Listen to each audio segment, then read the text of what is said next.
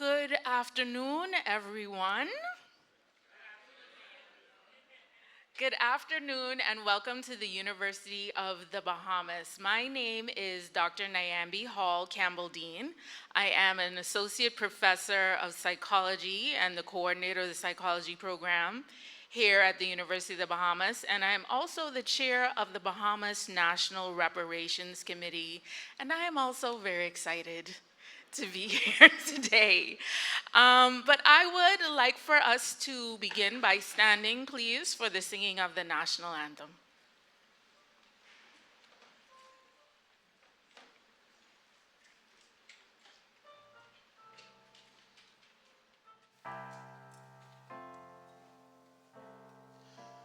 Lift up your head to the rising sun, Bahamaland.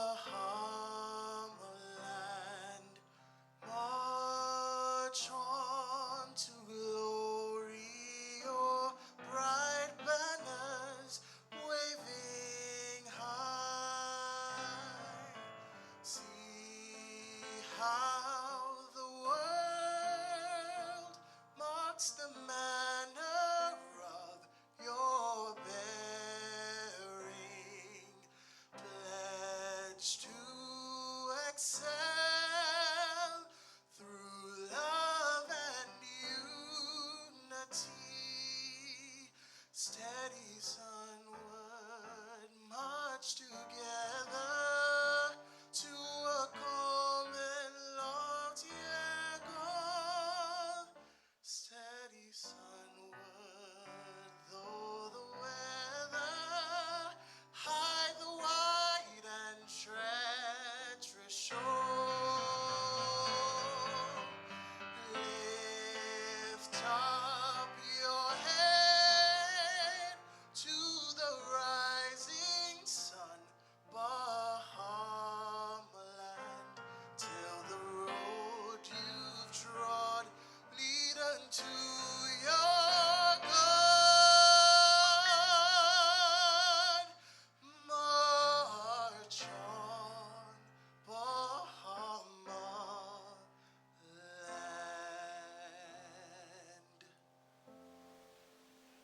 Thank you.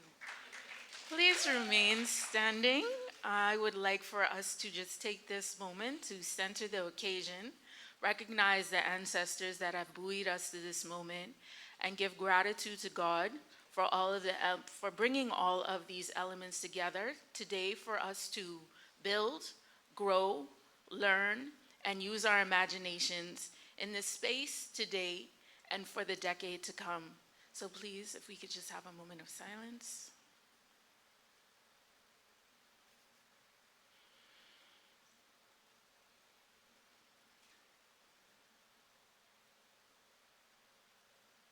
Ashe, thank you.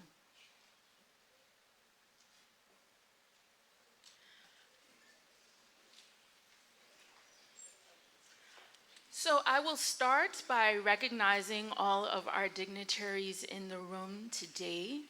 We have the Honorable Minister Alfred Sayers, Ambassador Andrew Wilson, Deputy Director General Kemi Jones in the Ministry of Foreign Affairs, Chair of the UB Board of Trustees, Honorable Allison Maynard Gibson, KC, and the President of the University of the Bahamas, Dr. David Blaine III, President of the Unitarian Universalist Service Committee, Reverend Mary Catherine Morn, VP Rachel Gore Freed, Honorable Priest Rithman McKinney, other special invited guests, ladies and gentlemen, again, good afternoon.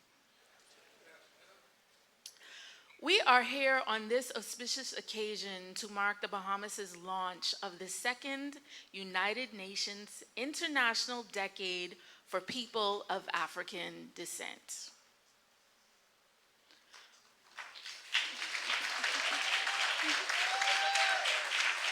Yes.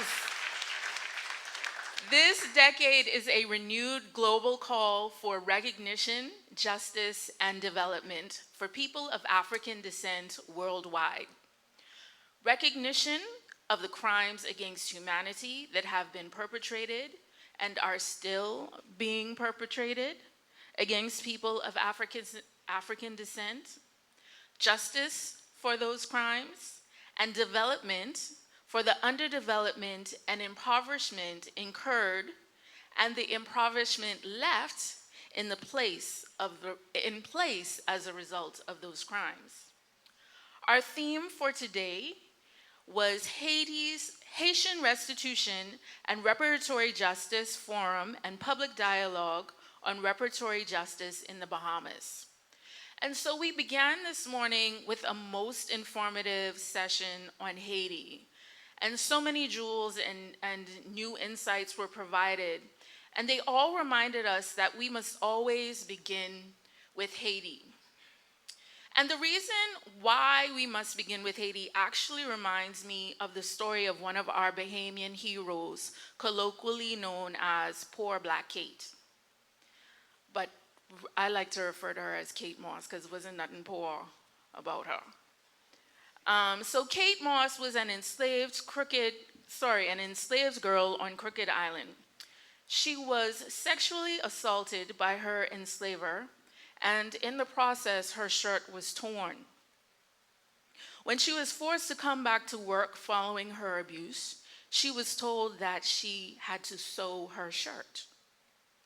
And Kate responded by saying, "I ain't tear the shirt, so I ain't gonna sew the shirt. The one who tear the shirt need to be the one who sew the shirt." As you can imagine, that was not well received. And for this act of defiance, she was beaten severely, whipped, pepper inserted into her wounds and eyes, and she was left in the gallows for all on the plantation to see. Kate died there in those gallows, and there her body remained for all to see the fate of those who dared to resist, dared to assert agency, and dared to be free. Haiti, for all people of African descent, is our Kate Moss. They did not only dare to be free, but in 1804, Haiti succeeded. And for this, they were made to pay and be an example for all of us as to what can happen when we assert our humanity. So we must begin with Haiti, as we were reminded this morning, as our North Star for the people in this room, for the people outside of this room, and as we were reminded this morning by our keynote speaker, for our very souls. So, as we begin, I would like us to get started with our welcoming remarks. We will just have our speakers come. We'll first start with the president of this distinguished university, Dr. Robert Blaine. He will be followed by Honorable Allison Maynard Gibson, KC, who is chair of the UB Board of Governors. And then we will end our opening remarks with Deputy Director General, Mr. Kemi Jones. Please welcome Dr. Robert Blaine.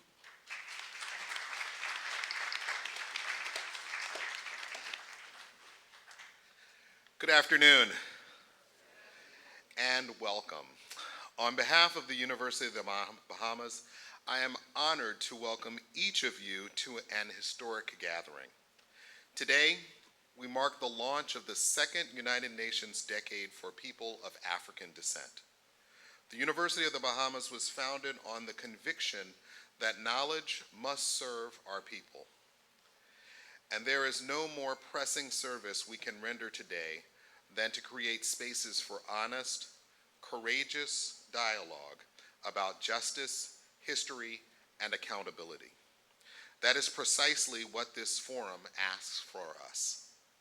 I extend congratulations and thanks to UB's partners, Equality Bahamas, the Bahamas National Reparations Committee, and the Unitarian Universalist Service Committee, whose commitment and collaboration made this event possible. Together, they have assembled an extraordinary gathering of intellectual and regional leaders, members of the UN Permanent Forum for People of African Descent, Bahamian scholars, and human rights advocates. The conversation ahead will be enriched by each and every one of those voices. The questions to be explored today around Haitian restitution, reparatory justice, and the path forward for the Bahamas and the wider Caribbean are not easy ones. They are questions to be asked and answered as the Bahamas builds its future, acknowledging its past and grounded in equity and truth. To our guests who from across the region and beyond, you honor us with your presence. To our Bahamian students, scholars, and citizens here today, you honor this moment by showing up. This is your university and your dialogue. Thank you for your participation in important conversation like these. Welcome.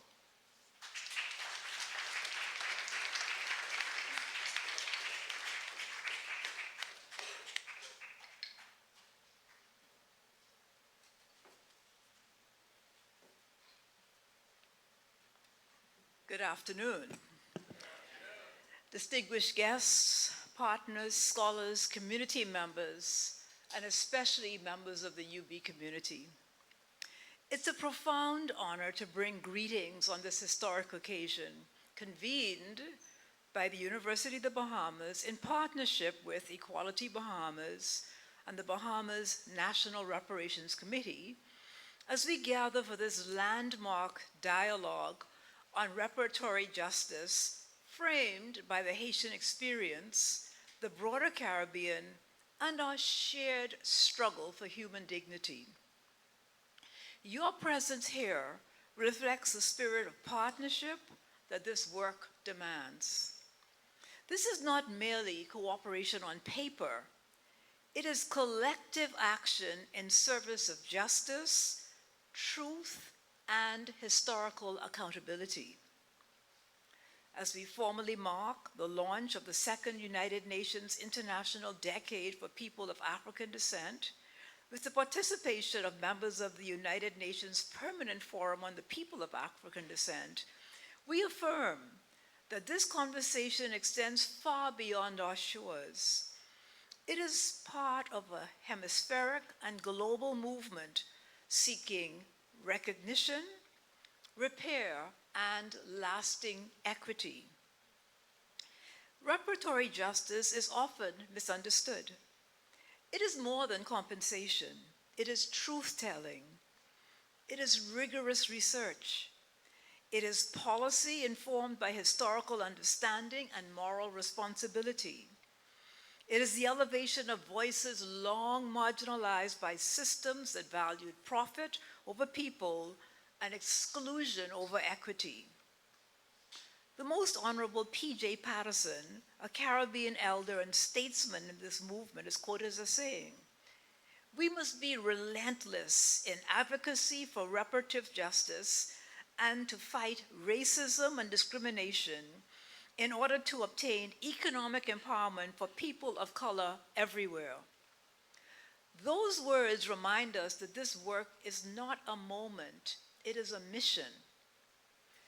Illuminating the direct connection between the legacy of slavery to modern-day economic, racial, and social inequalities is a mission that requires scholarship, persistence, and moral clarity. I'd like to take a moment to speak directly to the UB constituents. You are descendants of ancestors whose resilience defined new frontiers of possibility. Having endured the horrific transatlantic crossings and surviving slavery, they created vibrant communities across the Caribbean and the diaspora. Your lineage carries both memory and promise. Your role in this dialogue is not peripheral. As future scholars, leaders, educators, advocates, policymakers, and global citizens, your contributions will shape how justice is understood, how history is taught, and how tomorrow's societies are built. Always remember that reparations is not an abstract concept confined to classrooms. It is a living project with implications for governance, economics, diplomacy, education, culture, and human rights. It calls for your critical thinking, your creativity, your compassion, and your courage. For us at UB, this moment also reaffirms an institutional responsibility to embrace diversity not only as representation, but as an intellectual and ethical foundation. We must always welcome multiple perspectives, confront historical truths honestly, and empower every student to see themselves as agents of change. We thank Drs. Hall, Campbell, and Curry, and others for enabling UB to position itself as a hub for reparatory justice research and engagement, an academic anchor for rigorous inquiry, civic dialogue, and transformational scholarship in the Caribbean and beyond. This role reflects not only academic excellence, but moral leadership. Finally, let us never forget that the struggle for reparatory justice is deeply connected to the experiences and leadership of women of African descent. Across Haiti, the Caribbean, you referred to Kate Moss, and the wider diaspora, women have been architects of resistance, community builders, educators, and guardians of culture from the era of slavery, often without recognition or reward. Women sustained families, organized communities, preserved traditions, and advanced the pursuit of freedom. Women continue to give to gain, selflessly to build community. A meaningful conversation about reparatory justice must acknowledge gendered dimensions of historical injustice and affirm the leadership and contributions of women of African descent in shaping a more equitable future. This reflection carries special significance as we observe International Women's Day. This moment reminds us that the pursuit of justice must also include the pursuit of gender equality. The struggle against racism, the movement for reparatory justice, and the fight for women's empowerment are deeply interconnected expressions of the same aspiration: dignity, equity, and opportunity for all. As you advance the objectives of this gathering, strengthening dialogue across borders, fostering collaboration among scholars and community partners, and marking the launch of the UN Decade for People of African Descent, let us carry forward a shared commitment to action. May this gathering strengthen not only our knowledge, but our resolve. May it deepen our partnerships, and may it inspire a new generation of change makers whose footsteps echo the courage of those who came before them. I wish you every success in your deliberations. Thank you.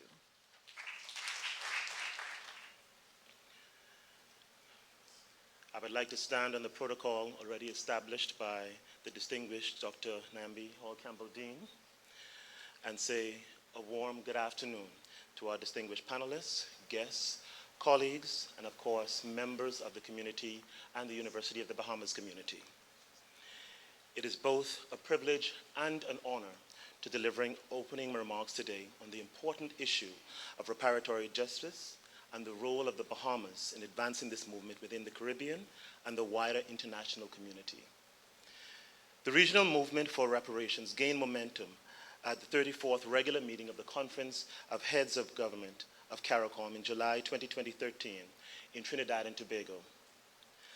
At that historic meeting, then President of St. Vincent and Grenadines, Ralph Gonsalves, proposed that Caribbean nations engage the United Kingdom and other former European colonial powers on reparations for native genocide and the system of chattel slavery linked to the transatlantic slave trade. This was a defining moment for justice that would echo across the Caribbean and beyond. As a result of further discussions, CARICOM's 10-point action plan for reparatory justice was developed. This plan provides a pathway toward reconciliation and justice for descendants of enslaved Africans and indigenous peoples.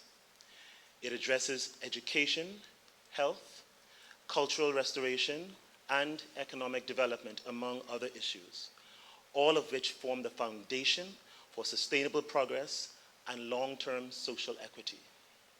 It reminds us that justice delayed is indeed justice denied, and that our shared history demands both acknowledgement and, more importantly, action. In March 2014, the Bahamas National Reparations Committee was established to advance the Bahamas' engagement in the regional reparations movement. Through research, public education, and policy guidance, the committee supports the government in implementing the principles of the CARICOM agenda. This alignment enables the Bahamas to contribute to a unified Caribbean voice, advocating for people of African descent.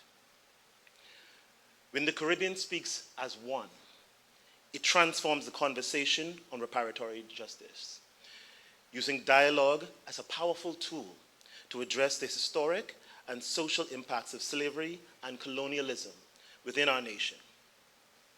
We must remember that together, as a region, we are stronger.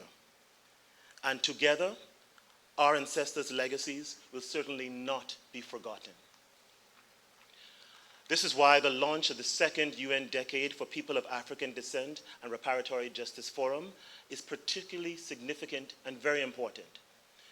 It seeks to strengthen regional collaboration, raise awareness in the Haitian and Bahamian context, and increase national visibility of the systemic racial inequalities that have long affected our societies. This launch is more than just symbolic or ceremonial. It is a powerful reaffirmation of our commitment to recognition, development, and justice for our people. It is with this view that the Ministry of Foreign Affairs of the Bahamas works closely with the Bahamas National Reparations Committee to ensure that our country's echo is heard in regional and international fora alike. Participation in local, regional, international meetings foster collaboration with Caribbean partners, facilitates the sharing of knowledge, and strengthens our collective effort to address the enduring impacts and effects of slavery and colonialism. It is through these partnerships that our united expression becomes impossible to ignore, compelling the world to confront the call for justice. For the Bahamas, this work carries profound significance. Africa lives deeply within our heritage, as the majority of our population is of African descent. In fact, for myself, my name, Kemi, is Nigerian in origin. Our history is inextricably linked to the transatlantic slave trade and the systems of colonialism that shaped our society. As we move forward, we must continue the work of transcending these legacies, strengthening institutions grounded in our own culture, reclaiming our own narrative, and advancing the process of healing from the injustices of the past that continue to haunt us in our present. In closing, the pursuit of reparatory justice is a journey, one that requires dialogue, collaboration, and unwavering commitment. The Bahamas remains steadfast in working with regional and international partners to advance this important cause and to ensure that the message of the Caribbean is heard and respected in the global pursuit of justice. Thank you. Thank you. Thank you so much to our speakers for those welcoming remarks. And so, as we are here today to talk about reparations, I think I need to do some repair of my own. I want to first apologize to Dr. Blaine for mixing up your name. And I also want to apologize for not recognizing first our brothers and sisters from Rastafari. If you all could just let the people know who you are. As the first advocates, real voices out there for reparations, call for reparations. We cannot talk about reparations in the country without acknowledging their efforts. And I also want to acknowledge the members of the Bahamas National Reparations Committee. Can you all also just let the people know who you are? You all don't be shy. To thank them for their efforts. So we are going to now have another performance by Dr. Chris Justilian and our UB students. And then I will introduce our keynote speaker for the afternoon. My sweet Gombe drum. The Gombe drum. The Gombe drum. When Papa beat the Gombe drum, from high the dancing people come to hear that rumble of his jungle drum. The Gombe drum. The Gombe drum.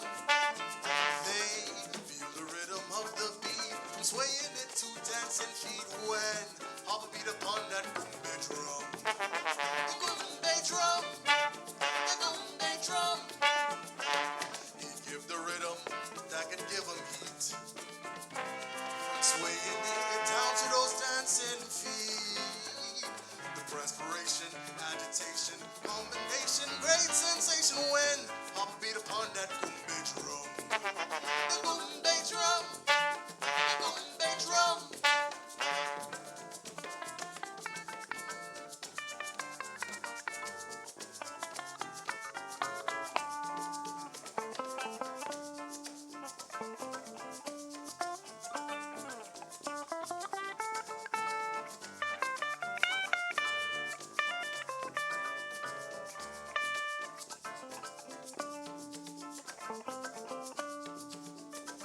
He give the rhythm that can give him heat, from swaying it down to those dancing feet. The perspiration, agitation, combination, great sensation when Papa beat upon that Gombe drum. The Gombe drum.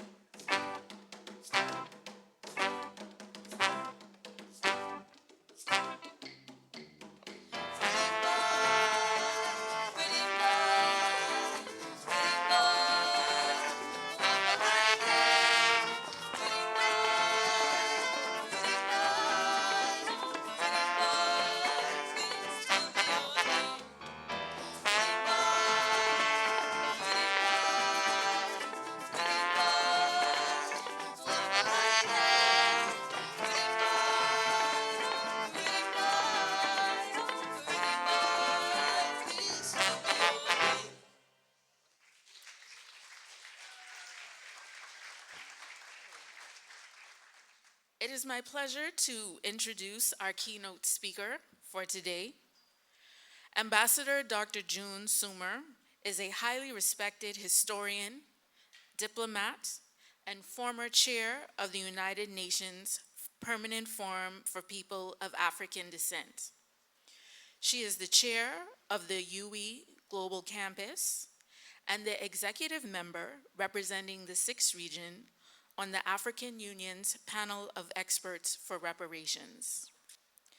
She is a woman of distinction and of many accomplishments, but the one that I want to share with you this afternoon that I think is most important for us here today is that Dr. June Soomer is a lover of Black people. Yeah, give it up for that. She has a fire in her belly for justice and a passion for showing the world the reality and beauty of who we are as people of African descent. Her work has consistently placed the Caribbean's quest for reparatory justice at the forefront of the global conversation, and I have personally seen her represent this fire in a room with 5 people, with everyday people, and in front of crowds of hundreds of people. It is that same fire and that same passion. And so we are truly honored and lucky to have her here today. Please help me in welcoming Dr. June Soomer.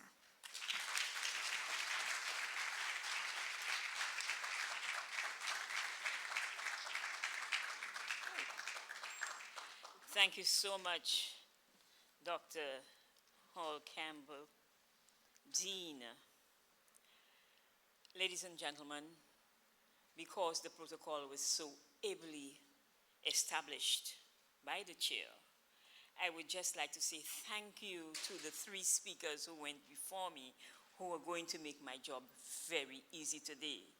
But most of all, I want to say thank you to the musicians. Who could ask for a better opening act? I am honored.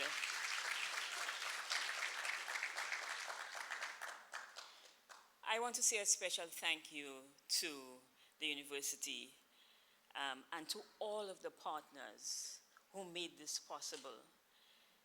Because you don't understand the piece of history that the Bahamas is creating by having the launch of the 2nd decade. This is only the 2nd country in the Caribbean to launch a 2nd decade that started last year. I did the first launch in Trinidad and Tobago, but this one for me is special because 2 of my sisters invited me to do that. That is Nyambi and Gaynell Curry. What tremendous representatives of the Bahamas. And I think that we need to give a special hand to both of them.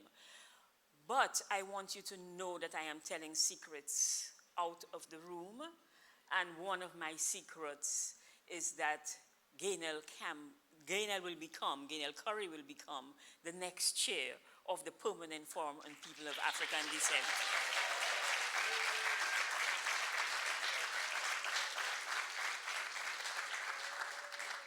And that will happen in Geneva in April, and we expect to see all of you at the forum to cheer her on.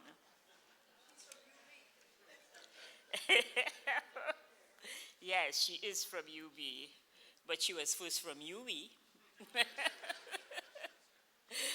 Let me tell you that for me, it is very important to understand, and I made the point this morning, that the Pan-Caribbean movement is at the heart of the reparatory justice movement in the Caribbean. And so today I want to, and I have a very long presentation, but you'll see me moving from front to back and back again, because there are some points that I want to say before my time is up. And I want you to know, first of all, because I am representing the Permanent Forum, that we stand in solidarity with all peoples of African descent. But we also stand with Africa. Without Africa, there are no people of African descent. And so, although we speak to the issues of people of African descent, we want to recognize the motherland. I always say that part of the challenge that we face as people of African descent is because we think of our home as a mother, and we know the challenges that women face, but I'll get down to that in a little while. So I wanted to bring this message of solidarity before I get into the issues around the decade and my expectations of the decade. I want to share with you what our region has done with regard to reparations. We heard from the minister earlier about the date, and I was there in 2013, serving as Inclusion Ambassador to CARICOM and OECS, when we made that very important decision to pursue reparatory justice for indigenous people and people of African descent. And I want you to know that while Haiti is at the center of what we do today, the CARICOM Reparations Committee, formed by the heads of government, first recognized the crimes against humanity on the indigenous people of the regions. And that crime then paved the way for the criminal activity against people of African descent. So we must never forget what the indigenous people went through at first. And you know why it is such a heinous crime?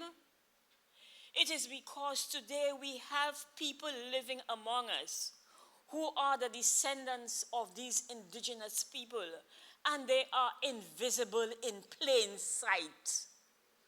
We do not recognize them because genocide and ethnic cleansing has made them invisible. That is the worst injustice that you can impose on a people, invisibility. And so the CARICOM Reparations Commission has said, no, we have to look at a program which focuses on development for these people. And so I think that that is one of the things that is so different in our global reparatory justice movement compared to everywhere else in the world. CARICOM has put the first people first.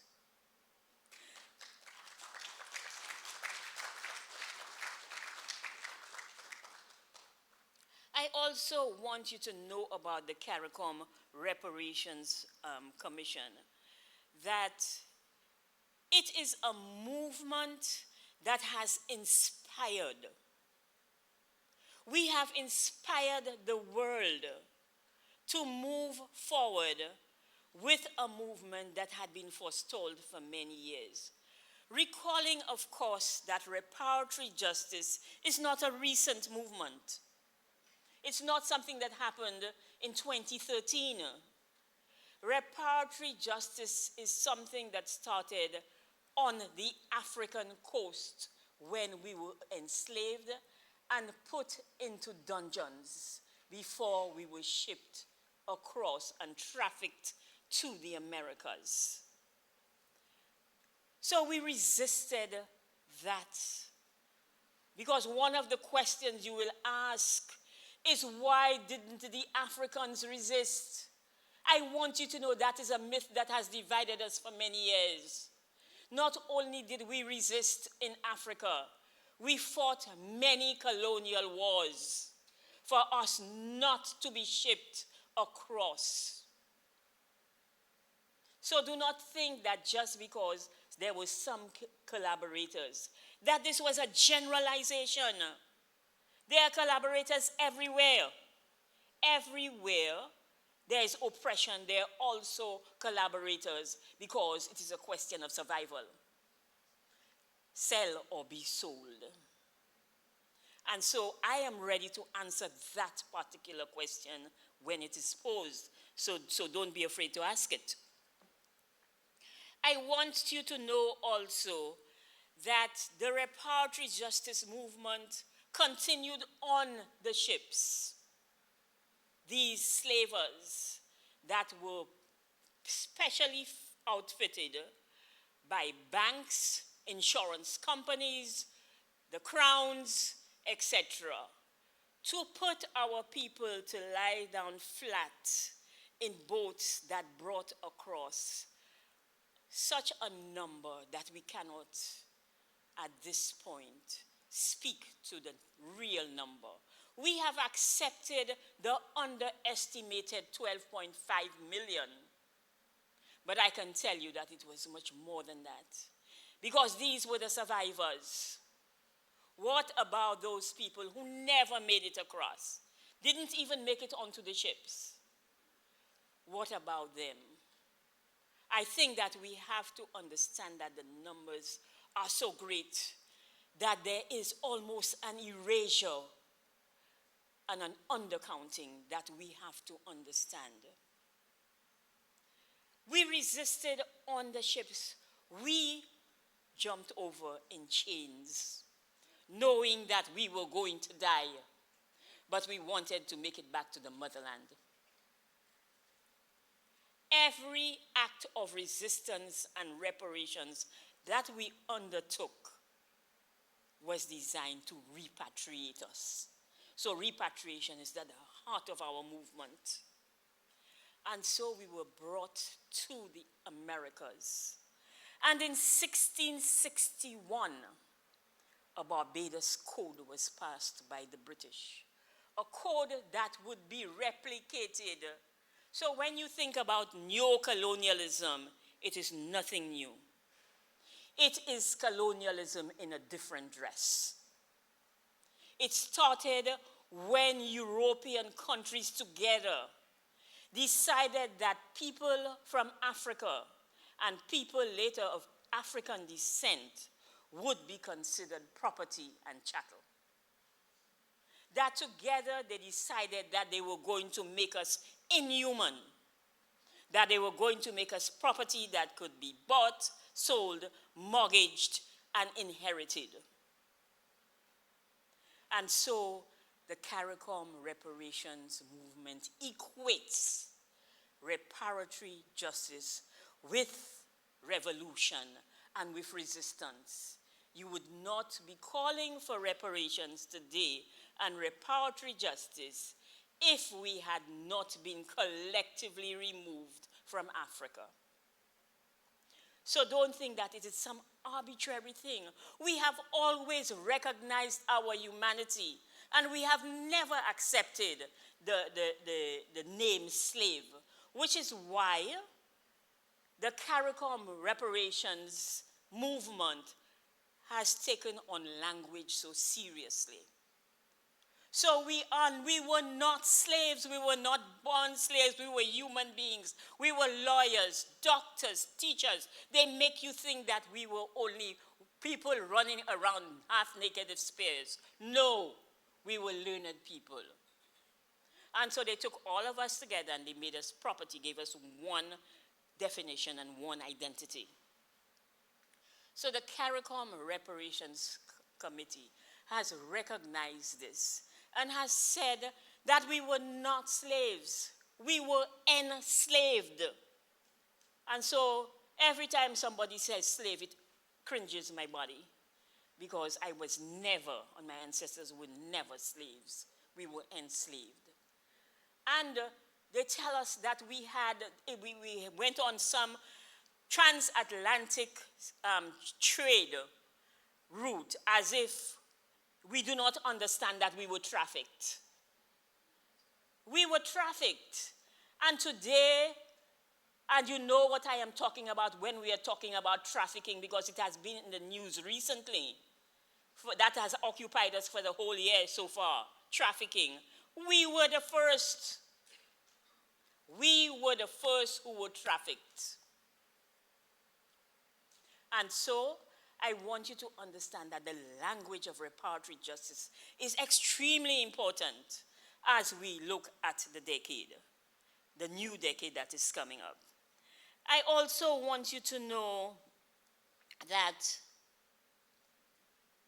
that act that I spoke about, that 1661 act that chattelized us, ensured that we have been denied humanity even today. That was a legal code, and there has never been a repealing of that code. So whether you look at the Emancipation Act, or whether you look at the more recent civil rights acts in the United States, none of them have restored humanity to us. And so even today, people still see us as non-human, and that determines our treatment in the world. And so I want us, as I speak on the second decade, one of the first things I want to see us calling for is a review of legislation. We cannot continue to depend on a colonial legislation that does not represent us. We have to call for review of all of our constitutions and legislation that not only continues to dehumanize us within the criminal justice system as a group, but continues to discriminate against us as women of African descent because our laws still make us less than men.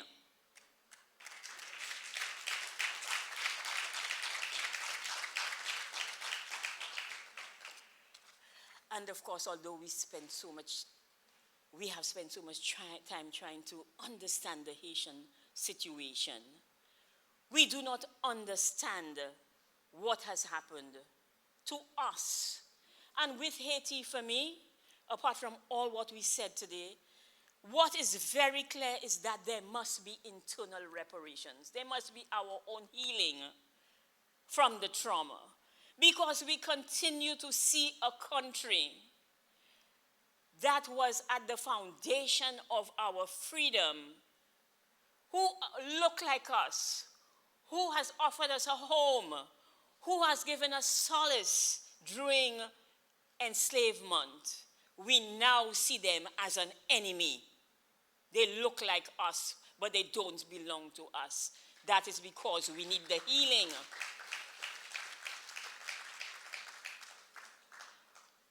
We need to understand that we are all Haitian, because it is not simply about the country.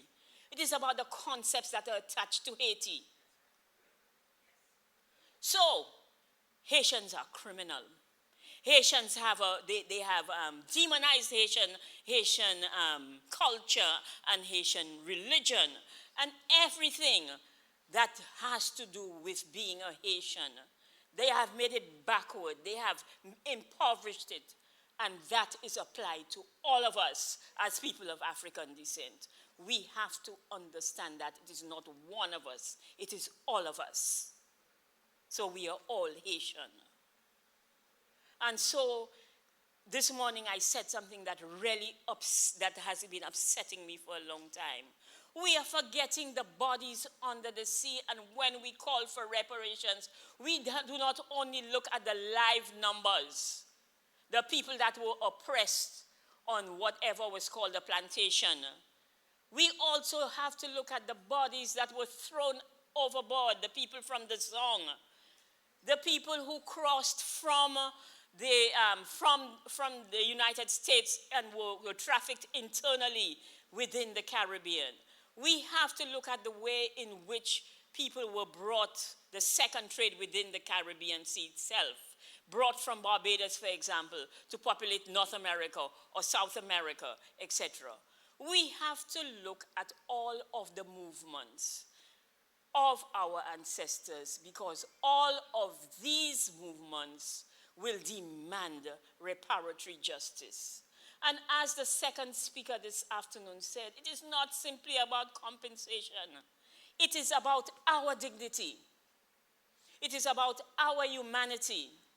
It is about the fact that even today, after we have had a first decade on people of African descent, you still do not see us deserving of development. So you have developed sustainable development goals where we are not represented. We are still left out. So you can go to Paris and agree on a climate justice pact and never fulfill it because of the fact that it's affecting people of African descent more than it's affecting the rest of you after you have benefited from the labor of people of African descent to build your countries. And with that, I would like to make the point about women of African descent. Because I am one of the people who will go on every stage you give me and advocate for reparations for women of African descent. Not because I think that men are not deserving of reparations. That is not why I'm doing it. I'm doing it because the story is so incomplete about reparations. We think that when we talk about labor, that we are only talking about work in the field. We are also talking about labor and the forced impregnation of women of African descent. So we are talking about labor and labor.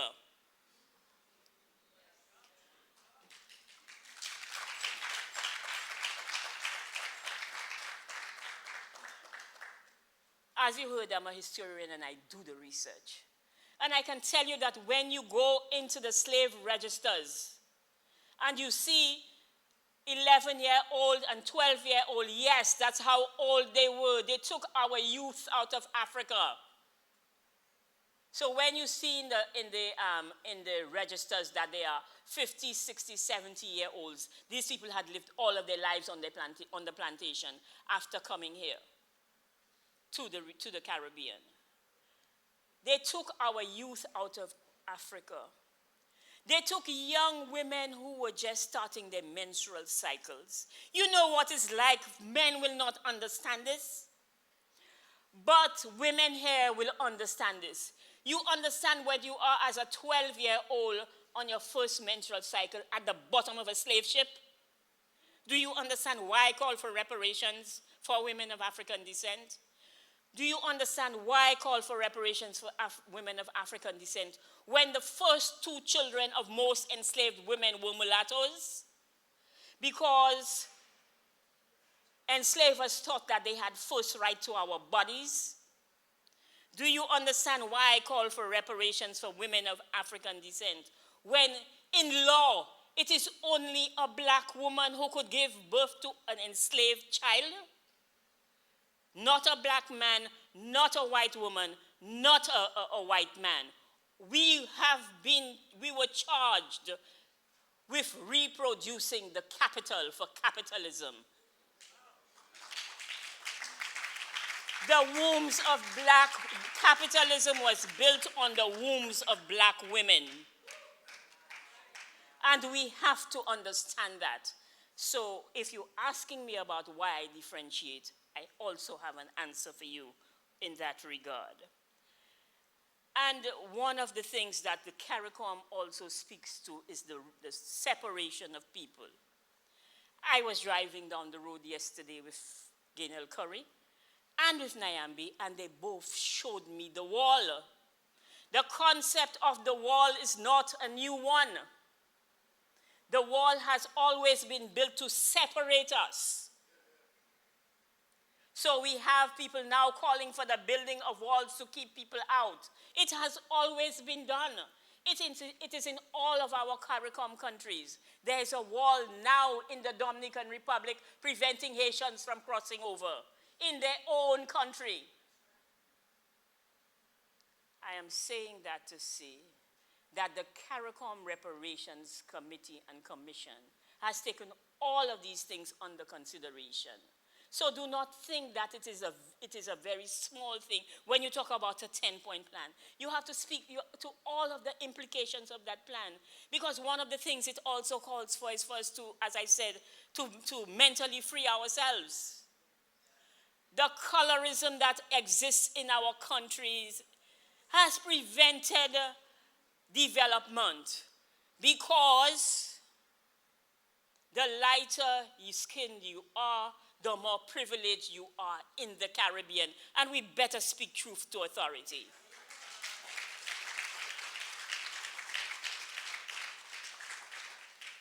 So beautiful women like Nyambi are considered ugly because the color of their skin is not associated with beauty. And her hair is not considered desirable. So our very image as women of African descent is not seen as representing us, even with regard to leadership in our countries. So certain people are too dark to represent us on the international stage. Let us never hide that truth from the rest of the world, because colorism is killing us in the Caribbean. And we have to address it within the reparatory justice movement. In the French territories, there were 128 shades of color to give you privilege. 107, to move you as far away from being black as possible. And that has been the aim, and we want reparatory justice for all of that. To bring it, to connect it now to the decade. All of these issues have been integrated into the Durban Declaration and Plan of Action that was developed 25 years. This year is the 25th anniversary of the Durban Declaration. On the 1st of September this year, we are hoping to go back to Durban to celebrate a declaration that put our humanity to the world for the first time in the international arena. A declaration that the usual suspects are fighting. They have never recognized, because they have never recognized our humanity. And so the Permanent Forum came out of that, and the decades came out of this also. So in the first decade, there were many challenges because of the fact that Caribbean governments, first of all, speaking about it because I'm speaking about CARICOM and reparations. Caribbean governments, many of them did not see a need for us to look at the decade because of the fact that we are ruled by people of African descent. But we are not talking about what we look like. We are talking about the systems that continue to oppress us. We are talking about systemic racism. And so if we do not look at that as leaders, then we are not being just to our people. So the first decade, we had a few successes, and I want to call them successes, because there are countries, for example, in Latin America, where miscegenation had totally eliminated a concept of a people of African descent. And now countries, for example, are certainly finding out, because they have changed their census during the first decade, that people identify as people of African descent. And so they are being recognized as that. But you were afraid to do it before, because you were considered a broad term called a Latino or a Latina. You were not a person of African descent. And so they hid the racism under many different guises. So we did have a few, but now, because we did not have the progress that we wanted, we called for a second decade. The Permanent Forum was at the forefront of that. I was the chair at the time, and I went to the UN on a number of different occasions to speak about the second decade, with much resistance, because I was calling for a decade that focused on reparatory justice. We cannot progress in these countries if we do not understand that we cannot have sustainable development if we do not first have reparatory justice. And so we will go and we will make reports on our progress of sustainable development, but we will never see the light of development, because we are told that we are not deserving of our grandfather's back pay. I think I am deserving. So I am going to continue to fight. This is not a fight for the weary or the tired or the faint of heart. This is for the long haul. And so I am fighting for it. So we called for a second decade, and yes, they have given us a second decade, but they have not looked at some of the outstanding issues. So I'm going to tell you my expectations of the second decade. The first is that we have to fight for something called collective rights. We were collectively stolen. We were collectively criminalized. We were collectively beaten. And now we do not have collective rights. We have to fight for our collective rights as a people. It is not about one country. It is about us as a people. And so we have to do collective rights. We have to ensure that the education systems that we have in our countries are decolonized. So really and truly, the second decade for me is about decolonization. We have never been decolonized. Independence did not mean decolonization. Independence was an interruption of the decolonization process. And so I want us to concentrate on that. I also want us to ensure that the monitoring and evaluation of this decade, because it is the onus on countries to put in place the things we are asking for. And if they don't do it, we have to be able to say they don't do it. Of course, I'll be there first to say it with you, so you can be sure. But we have to make sure that we have a monitoring and evaluation session that ensures that these things happen. We also have to ensure that reparatory justice is at the heart of the decade. One of the things that did not happen when we advocated was for it to be a decade of reparatory justice. But you would not believe what happened. You know, the African Union decided after last year celebrating justice for Africans and people of African descent through reparatory justice to extend it to a decade. So from this year, Africa is looking at a decade of justice for Africa and people of African descent through reparations. That's how I sit on the committee now, because I'm representing the diaspora on that committee. And I'm telling you that reparatory justice will not happen for people of African descent without reparatory justice for Africa. And we have to fight for that.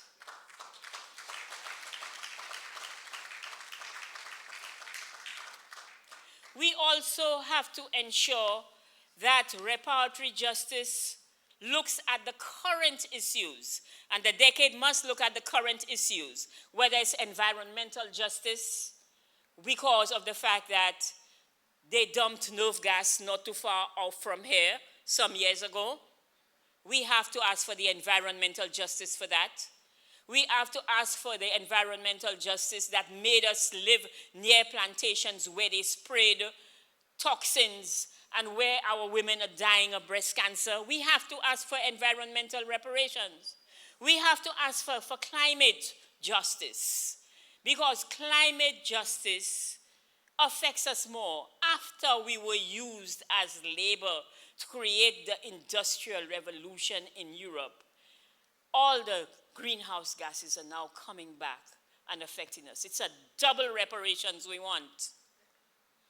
Because they left us to live on marginalized lands on the slopes of mountains or near riverbanks, or in places where the sea can come after Dorian and wipe out a whole island that you don't even know where the people are.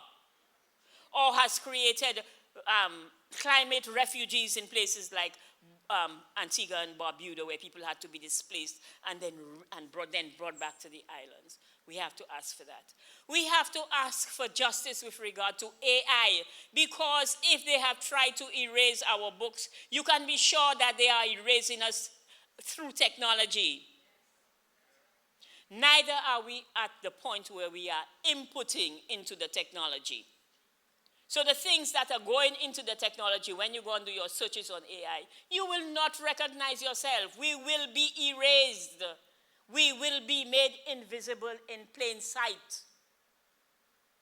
We cannot afford to let that happen. These things must happen in the second decade. And of course, the broader reparatory justice movement. Now, in conclusion, because I'm sure I'm over my time, but that's a usual thing. In conclusion, one of the things I want to say is that the reparatory justice movement in the Caribbean, supported by the governments of the Caribbean, cannot stand on its own. We must have a reparatory justice for the victims, the people. Where are the civil society groups? How is the Caribbean mobilizing civil society to support the very good work that we are doing at the CARICOM Reparations Committee. How are civil society groups recognized in the countries like the Bahamas with regard to reparations for all of the things that I have said there before, for gender, for intersectionality, for climate justice, because we have advocates. Yesterday I saw some youth ambassadors for climate change. A lot of the issues are being discussed in civil society, but they are not reaching the government. What is the Bahamas doing to engage with civil society on these things?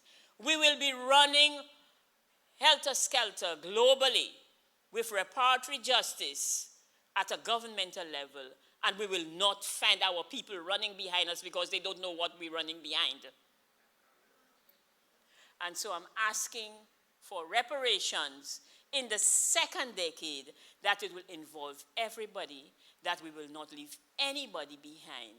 And that is because we are not asking for a third decade. We must break the back of systemic racism now.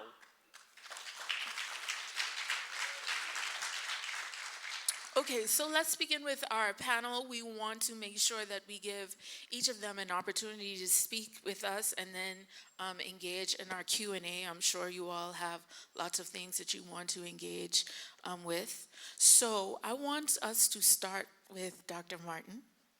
And Dr. Martin, I would like for you to, if there are anything that jumps off after hearing the presentation right away, but also I would like for you to be able to respond to why you think the second decade is important for the health of Bahamians and people of African descent, and why reparations should be a part of that conversation.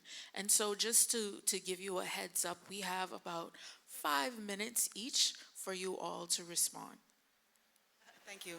Okay, hello. Thank you very much, Dr. Hall Campbell, and to the organizers of this event for having me. It's a pleasure to be here. My name is Dr. Indira Martin. I am, in my day job, the director of the National Reference Lab, which is responsible for the majority of testing of viruses, especially specialized viral testing in the Bahamas, in the public health sector. So naturally, as a product of my focus on viruses, I have sort of come to the conclusion that, like many others, of course, especially since the COVID pandemic, that white supremacy itself is a virus of public health significance. All right, now.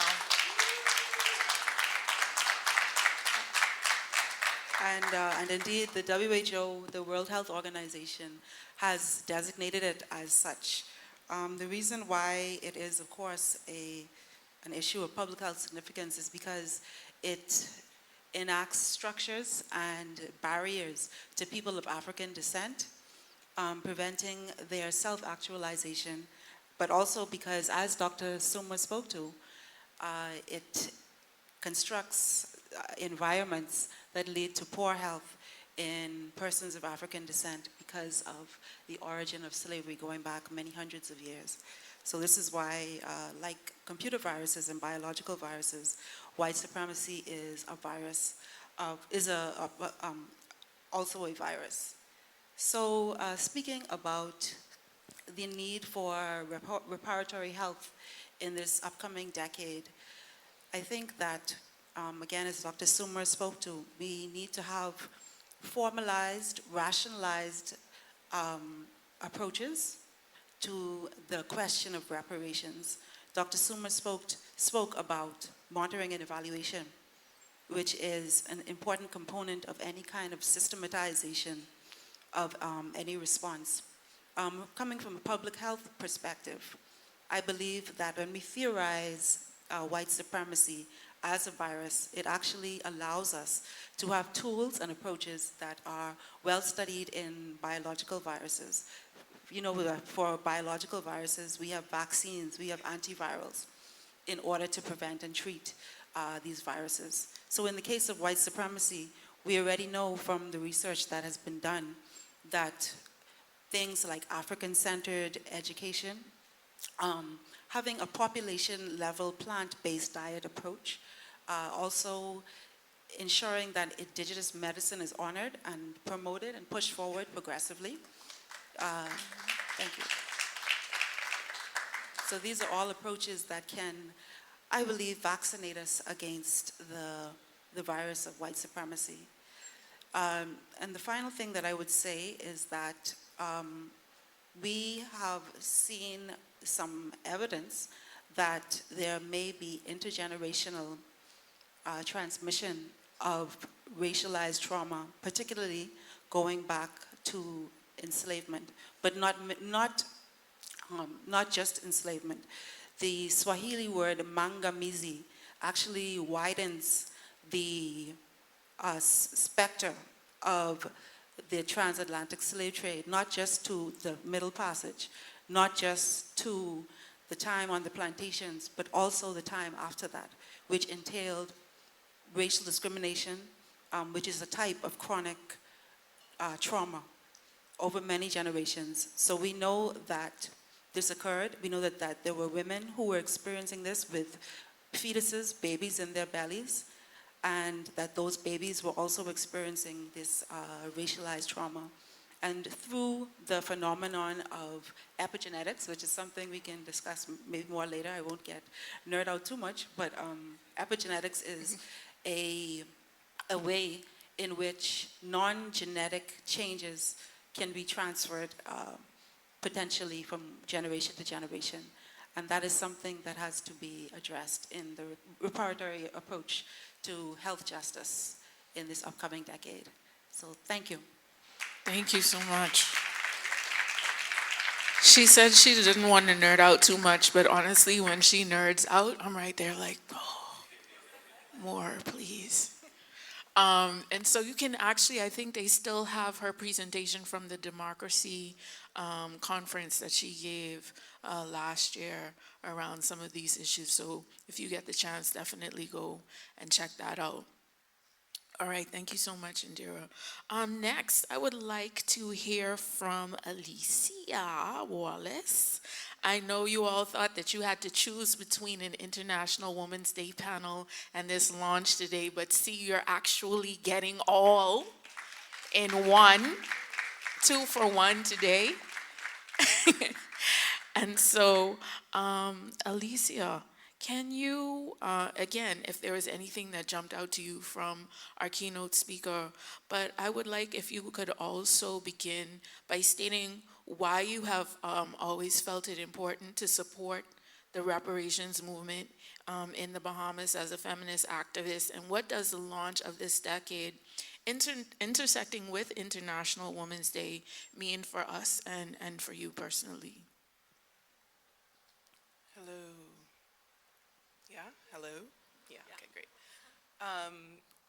International Women's Day has been a huge day, a big pillar for Equality Bahamas for the past few years. And actually last year we decided that we would pivot a little bit this year and change the way that we do our acknowledgement of the day and activism. So it was very exciting to see that the second decade was starting around the same time and being able to have this conversation where we can talk both about gender and race and reparations at the same time. Over the past few years, we at Equality Bahamas, and I personally, have been thinking a lot about the law and ways that our laws were formed, the reasons that they are maintained, and the struggle that we have to change them. And it really all goes back to colonialism, it goes back to slavery, and many of the ideas that we have today about women and girls and boys and men connect to the ways that we were treated and the way that gender was constructed in the time of slavery and during colonization. So when we have these conversations today about very discriminatory and violent laws, there is significant pushback to changing them. Although we're talking about equality, we're talking about justice, we're talking about people's lives in a country where people talk about Christianity and love and peace and pretend that we are living in community and we all know each other and we care so much about each other, but for some reason, there is a different approach when we talk about nationality rights. there are different ideas when we talk about marital rape. There are ideas that come up when we talk about women and the ways that we group them, the ways that we tear women and decide which women are deserving of rights, which women get to hold on to their rights, and why is it that when you marry, you become someone else's property? So this idea about property, about women, about our bodies, about what they're used for. And so I thought a lot about what Dr. Sumer said about women being producers of capital for capitalism. And you can see it in the pushback that we have to our own resistance to persisting laws and persisting gender stereotypes and the discrimination and the violence that we face on a day-to-day basis.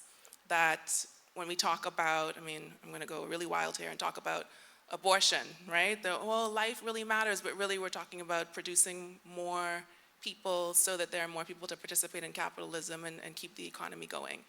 When we talk about being able to take care of children, though, that's a different story, right? Because it's your responsibility as a woman, and maybe you should have made better choices. When we talk about contraception and being able to control our bodies, being able to access tubal ligation, for example, there are resistances to that because we need you to produce more capital, but also you might not belong to somebody today, but we're anticipating that you're eventually going to get married and you're going to belong to that person, and we don't want them to not have access to your body to be able to produce more and to continue their family name. So there are all these ways that these things are connected, and there's no way to talk about them without noting, without acknowledging that these are connected to the idea that women are owned. Women are just products, or just products and producers at the same time. This comes from somewhere, and it's very difficult for us to unpack because we have all lived under these systems. Our parents, our grandparents have lived under these systems, and it's very difficult. It's more difficult to unlearn than it is to learn.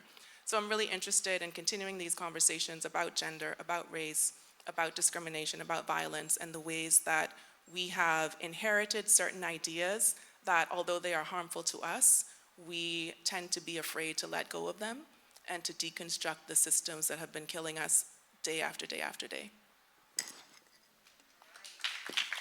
Thank you.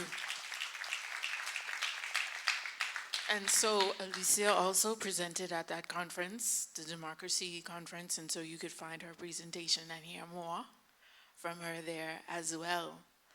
All right, I'm going to move now to our next chair of the United Nations Permanent Forum for People of African Descent, Ms. Kane El-Curry. And Ms. Curry, I was wondering if you could speak specifically to our perception of the United Nations in the Bahamas and why we as people of African descent should trust an international organization to say, we're here for you, people of African descent, in this launch and its significance.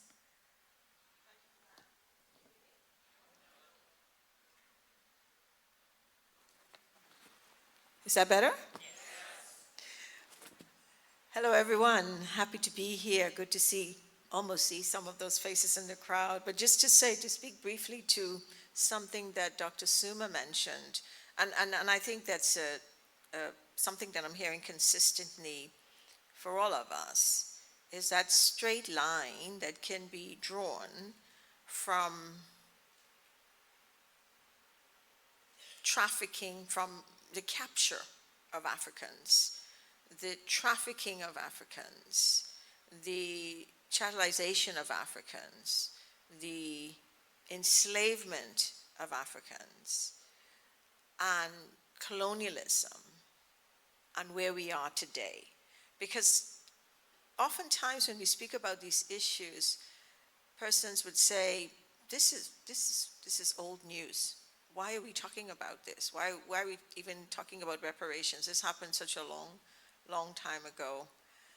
But the impact on our reality today, as Dr. Suma was saying, as that each one here said actually, is real.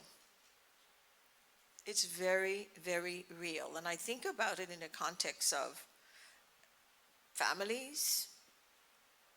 I think about it in the context of violence against women and girls and the perpetuation of that, and violence more generally in our societies.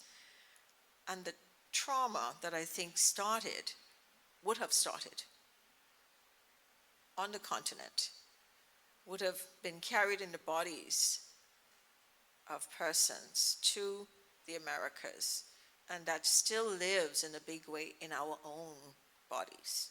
So that is what really resonated with me when Dr. Suma was speaking, because it is today that we're experiencing these realities. It's not 100 years ago, or 300 years ago, or 400 or 500 years ago. It is today that we are experiencing this. I am very, very pleased to be a member of the United Nations Permanent Forum on People of African Descent and to represent the Bahamas and CARICOM, along with my dear sister, Dr. June Suma, and to say that the forum provides a space that allows us to speak about these issues. It is the largest platform internationally for people of African descent to come together to speak about issues that are important to them, their human rights, their lives, their livelihoods, their realities, their experiences. It is the largest forum. And at any session, we meet once a year for about 4 days, and at any session we will have more than 1,000 individuals and groups in the room, and then another 1,000 often online. So this is a big engagement of people from Canada, large groups, from all the way down to Brazil, very large groups, all in between the Caribbean islands. We are there representing what is important to us as people of African descent. We are not going to let this issue die. We are not going to allow others who may see it as an inappropriate time to speak about it, or who may be uncomfortable. We were uncomfortable in the bottom of the ships, right? So why should we be so concerned that you're uncomfortable, that we want to talk about justice, that we want to talk about our own development, that we want to be recognized in this decade? So we say that we cannot allow others' discomfort put us off track for what it is we do.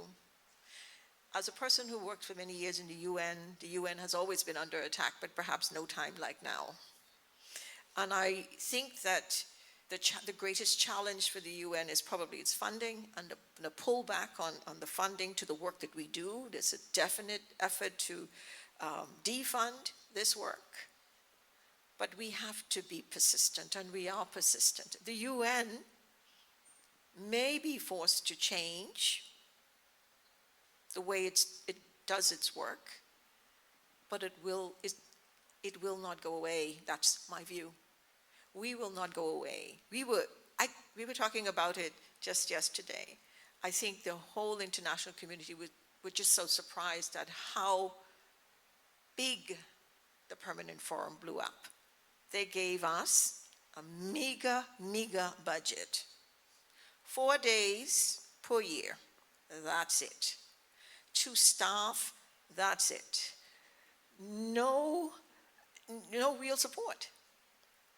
And so we sat together as a group, the 10 of us, and said, what will we do? And we decided to raise our funds.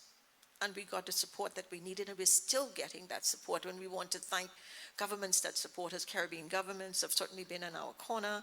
Particularly, we've met in Barbados, where they've really embraced us and supported us. We've met in Colombia, where they have embraced us and supported us. We've met in Brazil, in Canada recently, with impressive civil society support. So just to say that, despite the pushback globally on the UN, on these issues, the work continues. We are committed to this work in the forum. The forum, I think, is perhaps the greatest accomplishment of the first decade on people of African descent. We were set up in that first decade, and we not tooting my own horn, I'm actually tooting June's horn. We were awesome. We've been reaching people. We've been reaching people. We've been just doing so much often out of our own pockets.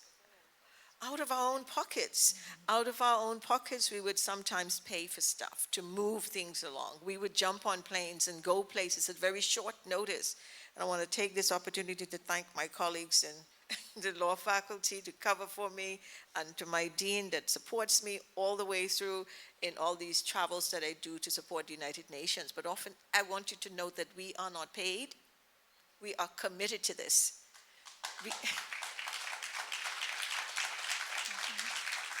We are committed to seeing people of African descent fully enjoy their human rights. We are committed to advancing their lives. We are committed to ensuring that to advancing their livelihoods. We are committed to ensuring that their histories are told by them, that their stories are told, that their voices are heard, and that we will continue to give them that platform. The UN at this moment, through the Permanent Forum, offers that platform. And I will put a quick plug in and say that we're going to be meeting the 14th to the 17th of April. So if any of you are able to join us in Geneva, Switzerland, we plan to continue this work, speaking about the 25th anniversary of the Durban Declaration, speaking about youth and the importance of youth in this. And I always like to make this point, and I'm going to stop right now, I promise. You know, why we need to have youth engagement is so real to me. We were legally emancipated, so to speak, got freed, if you will, in 1838. And the enslavers were paid from 1838 to 2015. So the great-grandchildren of those enslavers benefited from the work of the great-great-great-grandparents, ours, that worked for them. So we need to be sure that our great-great-grandchildren can benefit from reparations in the future. Thank you. Thank you. Okay, now we come to Dr. Sumer. You mentioned so much in your presentation, collective rights, decolonization, not an interruption of the decolonization project, reparatory justice being at the heart of the decade, reparatory justice for Africans, environmental reparations, climate justice, technology reparations. You also talked about the importance of involving civil society, and we see that the president of civil society is here today, so we just want to say thank you to Dr. Anthony Hamilton for being here. And so my question to you comes from something that one of my fellow UN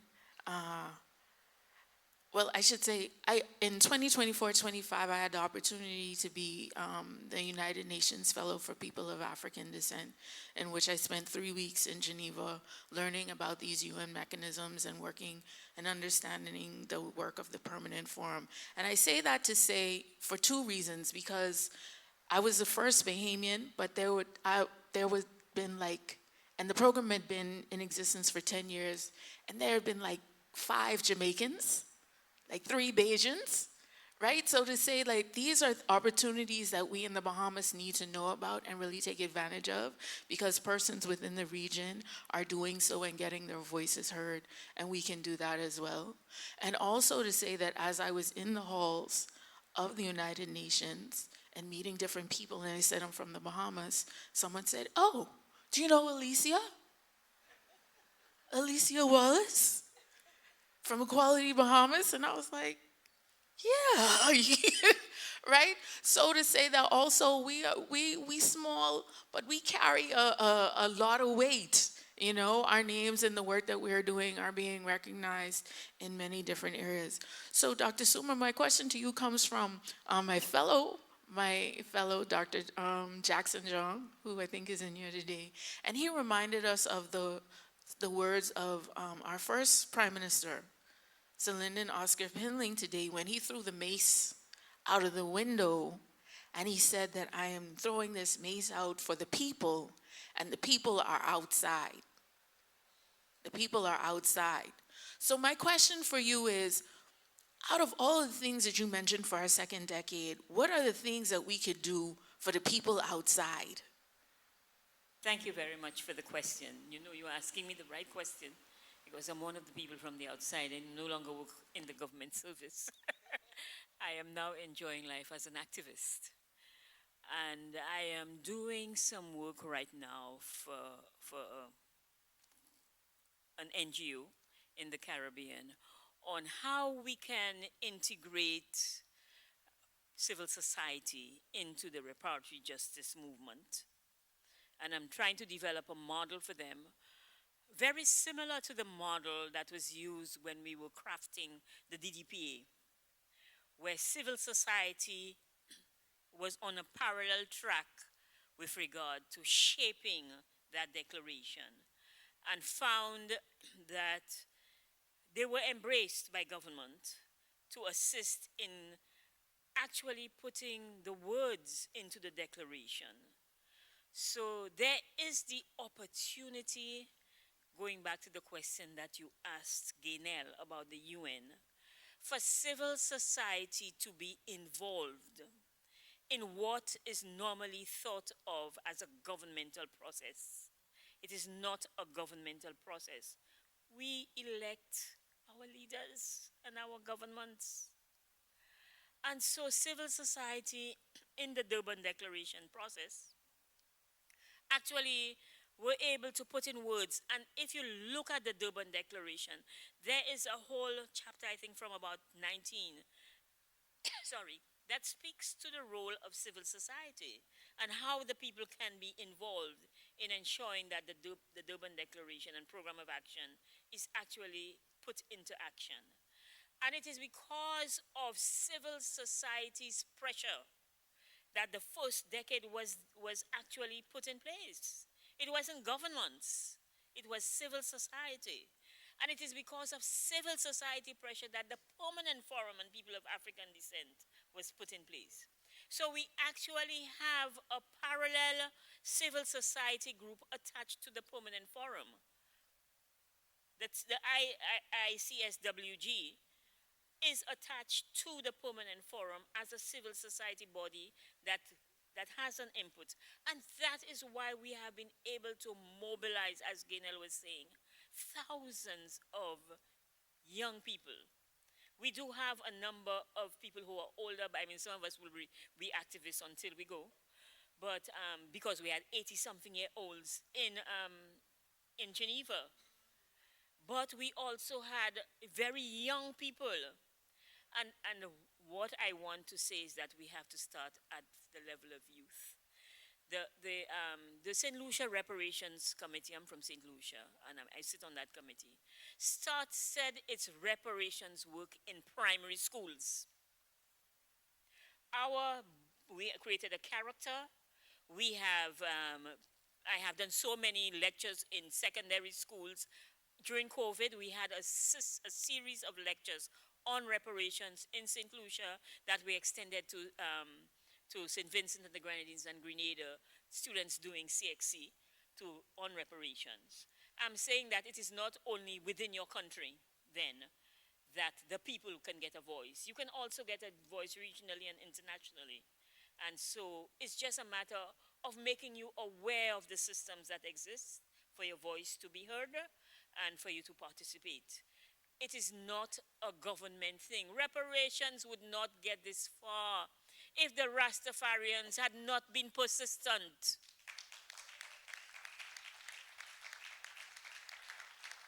And you know why it took so long after for reparations to get through? It's because we have demonized the Rastafarians. so the reparations and the repatriation movement was demonized also, because look at the people who are asking for reparations. They just want money. You know, that was what was being said. Well, if they want to go back to Africa, send them back to Africa. You know, they don't understand that repatriation was always part of our reparations movement. That people have a longing, and you don't understand the longing until you land on the continent and your heart beats differently. Your heart beats differently. Your heart beats to the drum. And so I'm saying that there are opportunities nationally, regionally, and internationally for your voice to be heard. Thank you. All right. So I have plenty more questions. So I could just keep this up. But I'm not going to be selfish. I'm going to now open up the floor for all of you to ask your questions for our panel. I think that we have a mic on this side.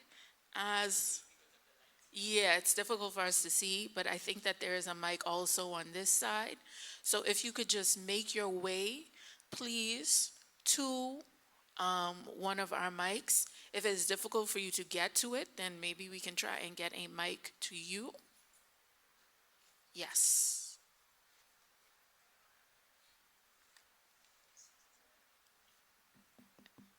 Son, Hello, hello? we hear you.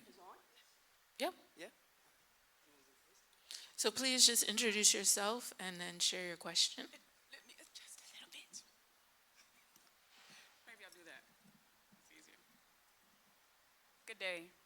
Good day. I firstly want to thank everyone. I want to thank the committee for your dedication to the community and for the organizers for putting this together. And I also want to thank the people for showing up today for such an important conversation.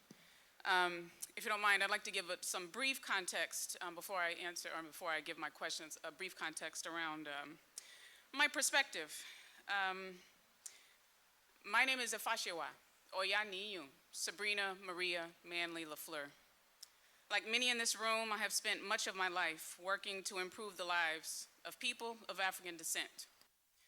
After a 20-year career in private banking and wealth management in the States that gave me a deep understanding of the exploitative practices that still plague our communities today, I decided to exit the industry to start my own business, dedicated to changing the things that I could no longer accept. By the grace of God, my Bahamian husband and I now live here with our 2 children, and we're blessed to each work for ourselves in companies that we helped establish and grow into what they are today. I share this context to make clear that I take this subject matter very seriously and personally. As the co-founder and CEO of Bahamas-based trade and logistics company ACT LCG, my work is focused on activating the Afro-Caribbean Trade Corridor, a trade route that gets goods directly to the Caribbean from West Africa. This work matters to me because it addresses something very real. For centuries, the global trading system has placed African and Caribbean nations at the bottom of the value chain by taking our raw resources and returning them to us as finished products with the highest markups in the global economy. Raw materials leave our nations, leave our regions, while most manufacturing, logistics networks, and profits are concentrated elsewhere. Many of those patterns are rooted in the colonial systems that first shaped global trade. So while the United Nations' first decade for people of African descent raised important awareness about the history of slavery and colonialism and their lasting impact, awareness wasn't what we lacked, and awareness alone does not change economic reality. The harsh reality is that reparations are needed because these historic systems cause deep and lasting harm. If we are serious about repair, I believe we must look at how the economic structures of the past still influence trade today, just as the committee has expressed. At ACT-LCG, we see an opportunity to address this in a practical way in this second decade. Rather than waiting for solutions from European nations, our goal in opening the Afro-Caribbean Trade Corridor is simple: to reconnect our farmers, businesses, and entrepreneurs, allowing goods to move across the Atlantic efficiently and profitably. So, when we talk about reparations, we are not asking for handouts. What we are asking for is the space to build. African and Caribbean nations must be able to trade directly among ourselves in the most efficient and cost-effective ways possible. When those connections exist, the cost of trade drops for everyone. Opportunities expand. Businesses grow on both sides of the Atlantic. And the benefits reach far beyond our regions by creating a more balanced and resilient global economy. In this sense, reparations can be understood not only as an acknowledgement of the past, but as help in rebuilding the systems that enable our communities to create sustainable prosperity for ourselves. When people have fair access to opportunity, we don't need charity. We build, we trade, we innovate. So as you said, we aren't just looking for cash. And we create prosperity that benefits everyone connected to the system. So my question is this: has the Bahamas National Reparations Committee considered reparations in the form of structural economic repair? And if so, how might you be able or willing to advocate for government policy that enables seamless trading between the Caribbean and West Africa? Thank you for your question. Does anybody? Me? I should answer it. I'm not from the Bahamas Reparations Commission, but I can tell you what is happening at the regional level. Right, yeah.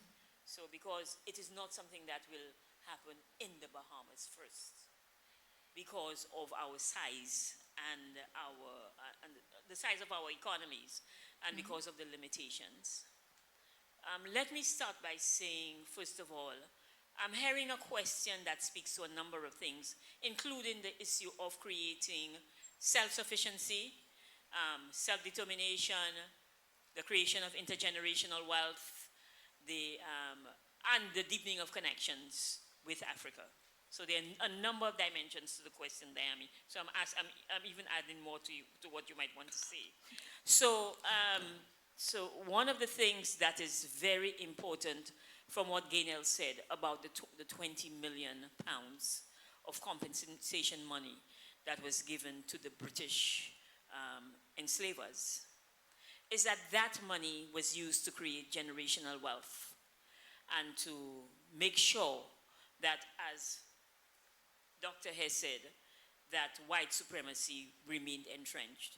The biggest pushback against reparations is that it's an attack on white supremacy. And so, because if you did not have white supremacy, then we would have the space to grow. If you did not have all of these structures in place.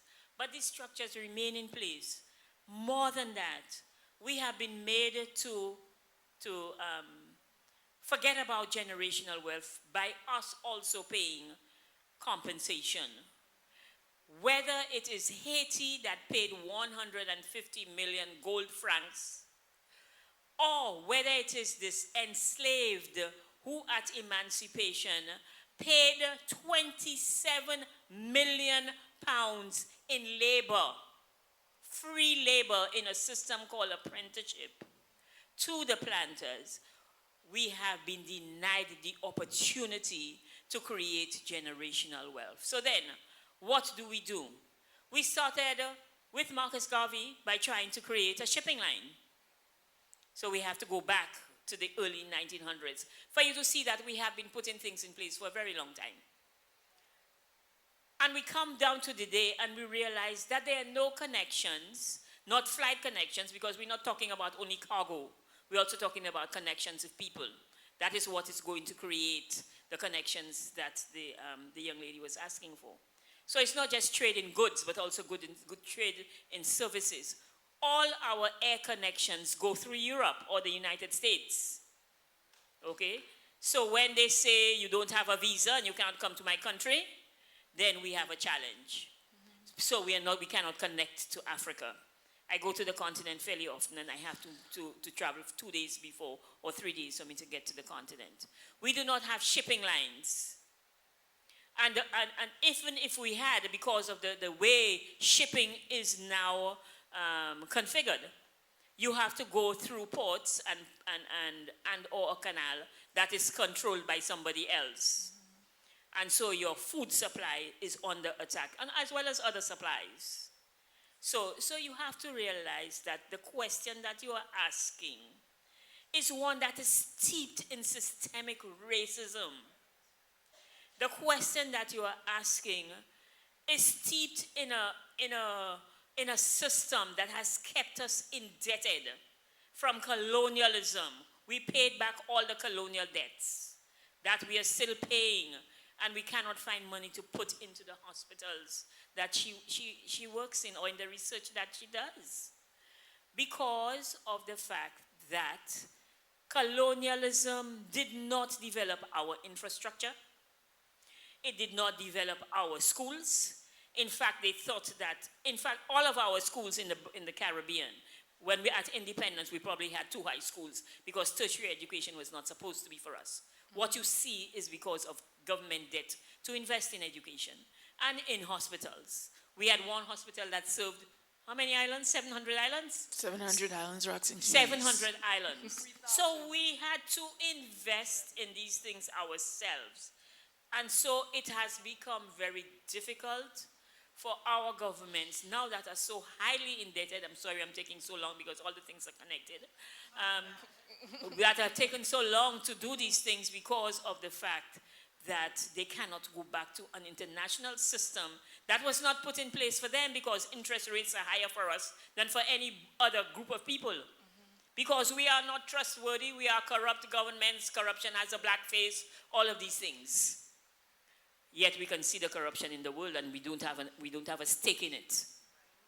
So I want you, in answering that question with specificity to the Bahamas, to keep all of these things in mind, because it is not going to be something, I believe, that the Bahamas can do on its own, while it can facilitate investment by Bahamians and not outsiders who come to buy your land or buy your islands to do whatever they want on the island. I think that you should realize that you can do that within a system, a regional integration system, and not on your own. Thank you. Wow. Yes. I mean, I don't really have too much to add to that, other than I think that it was really important for her to set that stage, and so that we can understand the structure of the Reparations Committee, because the Bahamas Reparations Committee is really a member state of the CARICOM Reparations Committee. So our call for reparations comes under CARICOM and that 10-point plan for development. And one of those 10 points is technology transfer, right? The idea that with the intention in colonization was that not even a nail be produced, right, in the colony, so that you may have the goods that you need, but you're gonna have to mine the salt.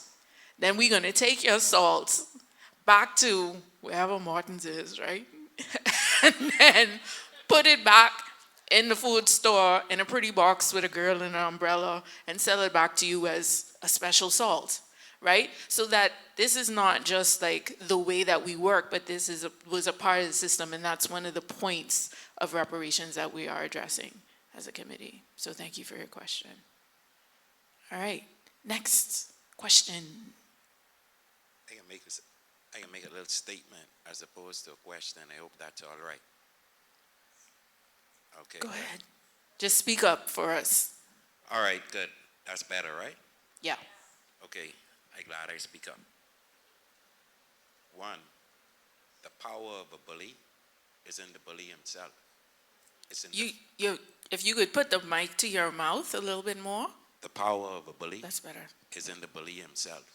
It's the fear of those being bullied. And when those who stop being scared stand up to the bully, usually it's the bully in fear. With regards to our reparation and our journey on the whole, I think we got to stop some hypocrisy.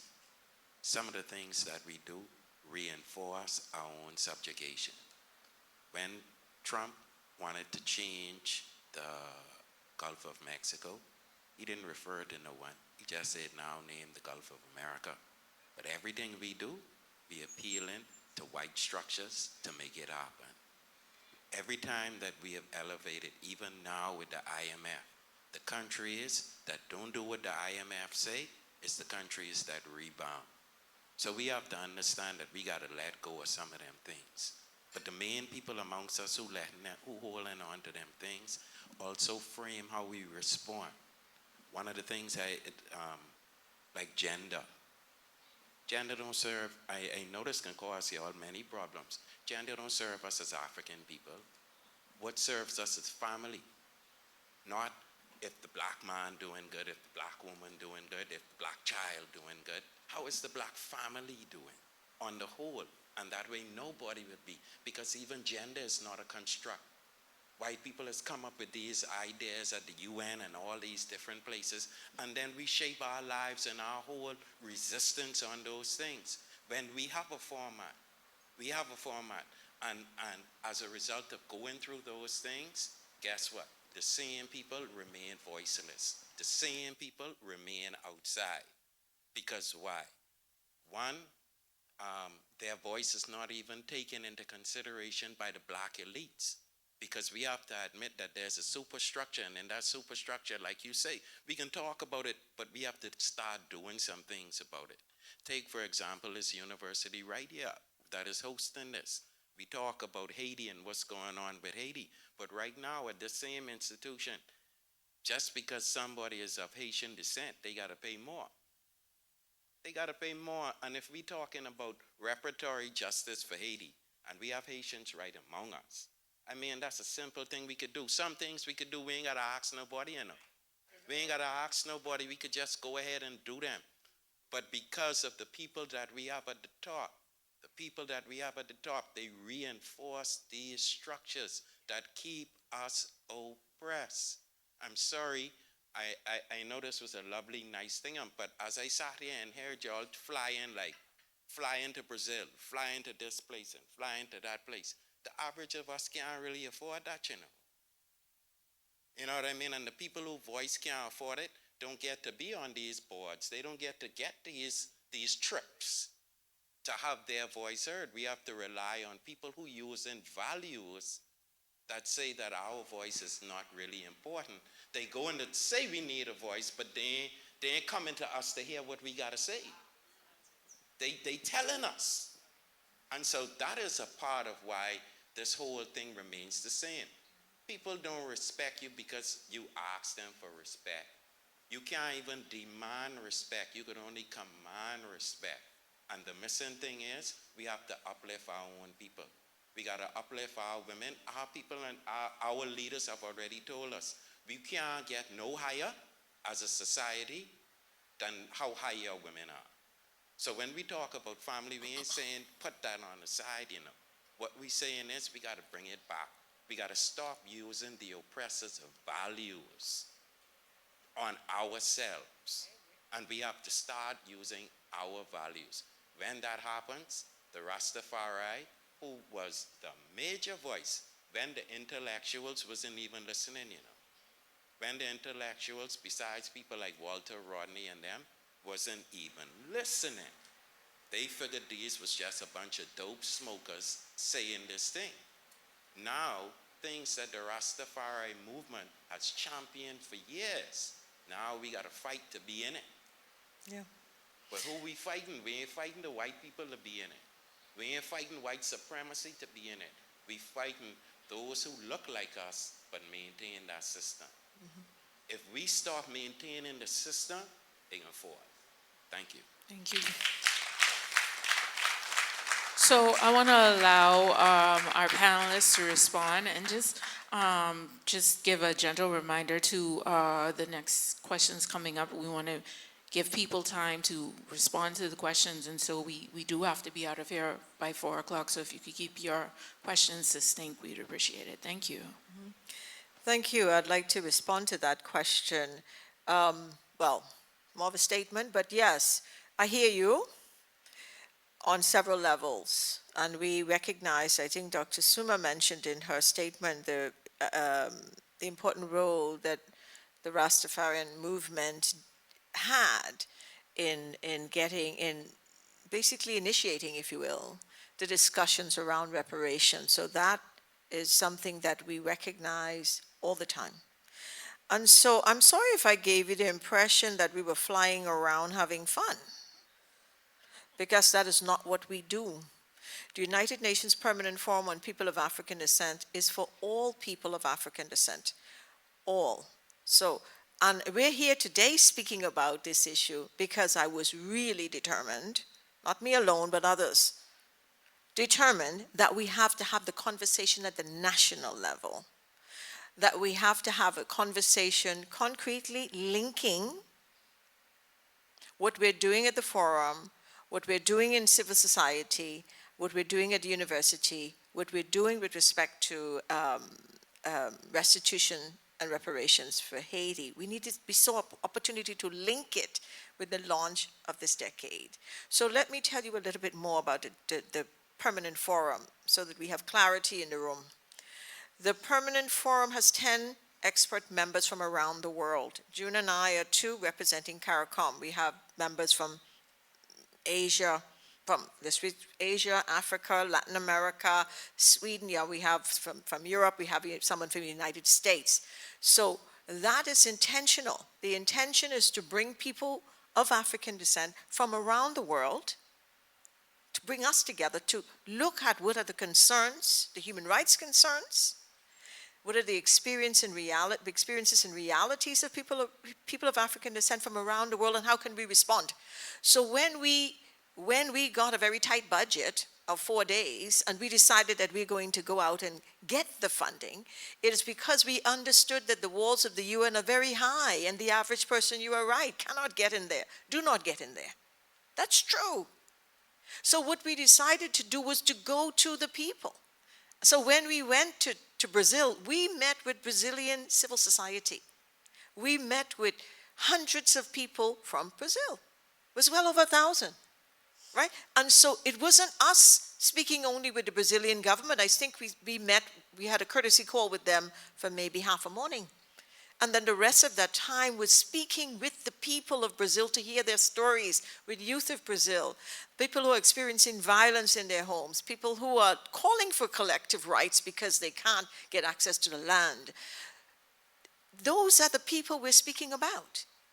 And so when we went to Colombia, it was exactly the same thing. We have a very short meeting in the morning to say hello to the vice president. We're in town and we're doing this, and I hope you don't mind that, respectfully, that we speak with your people. And we met with civil society, large numbers. The same thing in Barbados.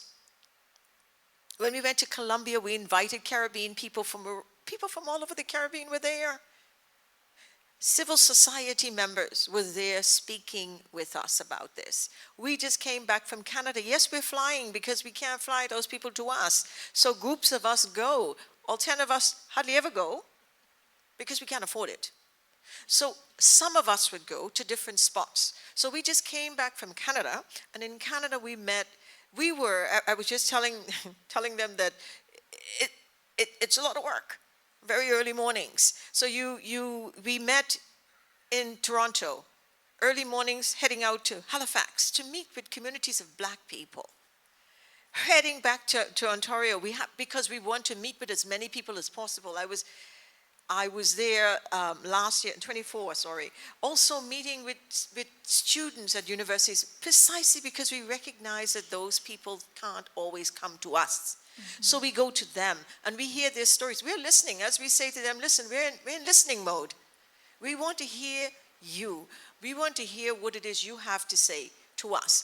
And one of the things we do with that information is that we ensure that it goes back to the UN. I said to those of you who were in the Haiti dialogue, it was a private discussion this morning, but a good group. We said to you that what you came up with this morning and your recommendations will be taken back to the Permanent Forum and mentioned in its reports. That we had a meeting here, June and I were here, and this is what Bahamian civil society had to say. Mm-hmm. This is what we do. So when I represent the Permanent Forum on the Intergovernmental Working Group on People of African Descent, I remind the working group made up of government officials, I say to them, it's not the 10 of us I'm speaking for on the Permanent Forum. I'm speaking for, on behalf of the hundreds of people, the thousands of people that we met in Brazil, Colombia, I met in Costa Rica, Canada, and also in Barbados. Now I will say, and in the Bahamas. So Please do not think that this is something that we are doing just to collect miles. It is not. It is because we have a commitment to speak to Black people, people of African descent, in their communities. That's what we do. And so I want to encourage all of you to continue the conversation with us, because we want to have that conversation with you. Thank you. Thank you. I'd like to add that I'm so happy that the young man asked or put this on the table. Because when people have been marginalized for so long and do not get a space to talk and do not get the opportunity to engage and are not at the table, these are the reactions that you get. One of the very important parts of reparations is cultural reparations and taking back, etc. And a lot on the family was lost. The African family was dismantled. African culture and religion was demonized. We were not allowed. So what we have done instead is to adopt white patriarchy. A white patriarchy that marginalizes our women. A white patriarchy that says to our men, the violence you saw on the plantation against women is what you should continue. A white patriarchy that has said, Black women are at the bottom of this table and we are going to elevate white women. So we are presented as a foil against the very gentle white woman. Yet, when we go to have babies, they say to us, because they have done so many experiments on our bodies, that we can bear the pain, and it's written in the medical books that Black women can bear the pain. So when I speak about differentiating Black women, it's because I want a complete story. I don't want a story that is only skewed in one. A family does not tell you what has happened to the individual members of the family. You have to know what has happened to your children, because it is children they took from Africa. It is children who are suffering now. It is children who were fed to the alligators. Okay? It is women who were raped. When we were doing the valuation at the university with regard to gender-based violence, if every woman was raped, if every young woman, if every girl was raped from the time she was 10 or 11, up until the end of all of this, for almost 400 years, we calculated there would have been 51 million rapes committed. 51 million. We have to differentiate and speak about that. Then we can talk about putting the family back together. Because this has affected our family. It has affected the image of women, because we are considered promiscuous, built like men, etc., able to take the abuse. And the men who are supposed to protect us, and when they marry us, they don't protect us. We have to differentiate before we can pull back together again. All right. Thank you. Next question. Hi, so we all know by now that the nuclear family is a white supremacist psyop, right?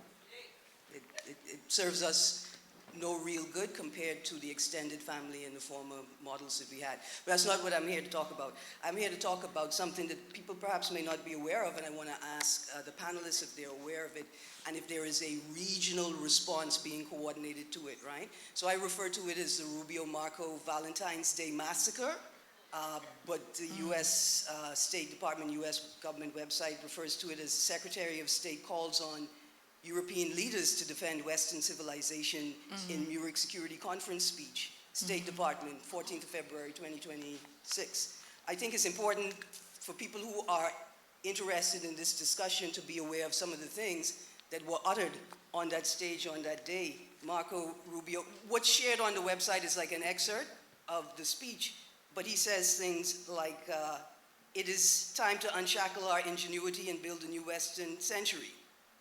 Right? We are all part of one civilization, Western civilization. He calls for the reindustrialization of the West. And it calls for me to ask, with who? With what? With us? Like you did it the first time? Right? I want to just read some of the words.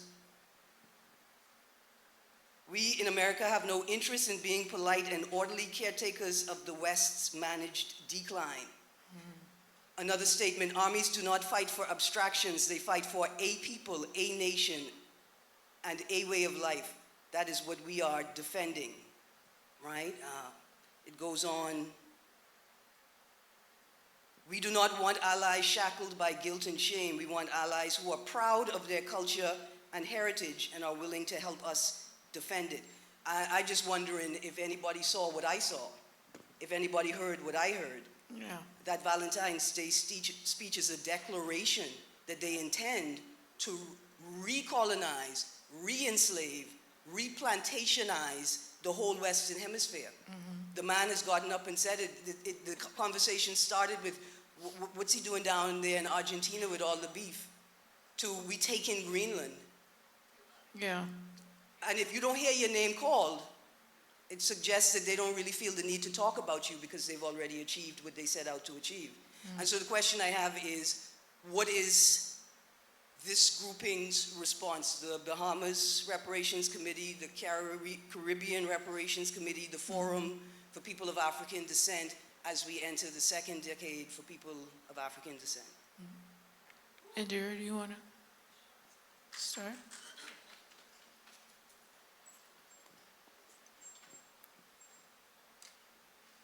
All right, thanks, Erin, for the statement and the comment. I think it's a very important point that has been made, that what is happening right now is a continuation, and in some ways, it's actually a climax of the goals of capitalism, with white supremacy as the handmaiden, to eventually basically commandeer the resources of the earth for the machines of capitalism. Going back to the transatlantic slave trade, our ancestors, were actually transported and transplanted for the purpose of the generation of capital in these very lush lands in the Caribbean. And today, this has become, when you look at the situation in Venezuela, it's now about oil, it's about rare metals in the Congo. In the Bahamas, it's about aragonite, it's also about control of the means of production in the tourism industry. So at the end of the day, we do have these tentacles of capitalism and white supremacy that are emanating outwards into the earth and just trying to grab, at the end of the day, every last drop, every last grain of sand that is available for the ideology of machine making and rationalism. So my response would be, going back to my original statement, that we have to have a confrontation with this beast that is similarly well organized, well thought out, well researched. It has to be, it has to confront the issue as it is. In all seriousness, there's not going to be any more time for kicking the ball down the road or being overly diplomatic about it, which I think sometimes as small island states we are prone to do. But the time has come that where either you fight or you will be consumed by this beast. And that's basically my view on it. Thank you. Okay, so in this, for the space of time, I would like to just get all of our questions. If you could all just state your questions, and then after you've all stated your questions, we'll allow the panelists to respond. You get scared when you see me. Don't worry, I'll be short. I know you know. Christopher Davis, Nana John Canoe II, Clifton Edge Authority, one of the junior members on the Reparations Committee, and Pan-Africanist first and foremost.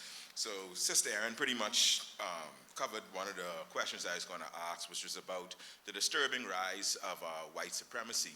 But I'd like to add to that, how do we then do? Because I know that your branch, this branch of the UN, in my opinion, is working for the people.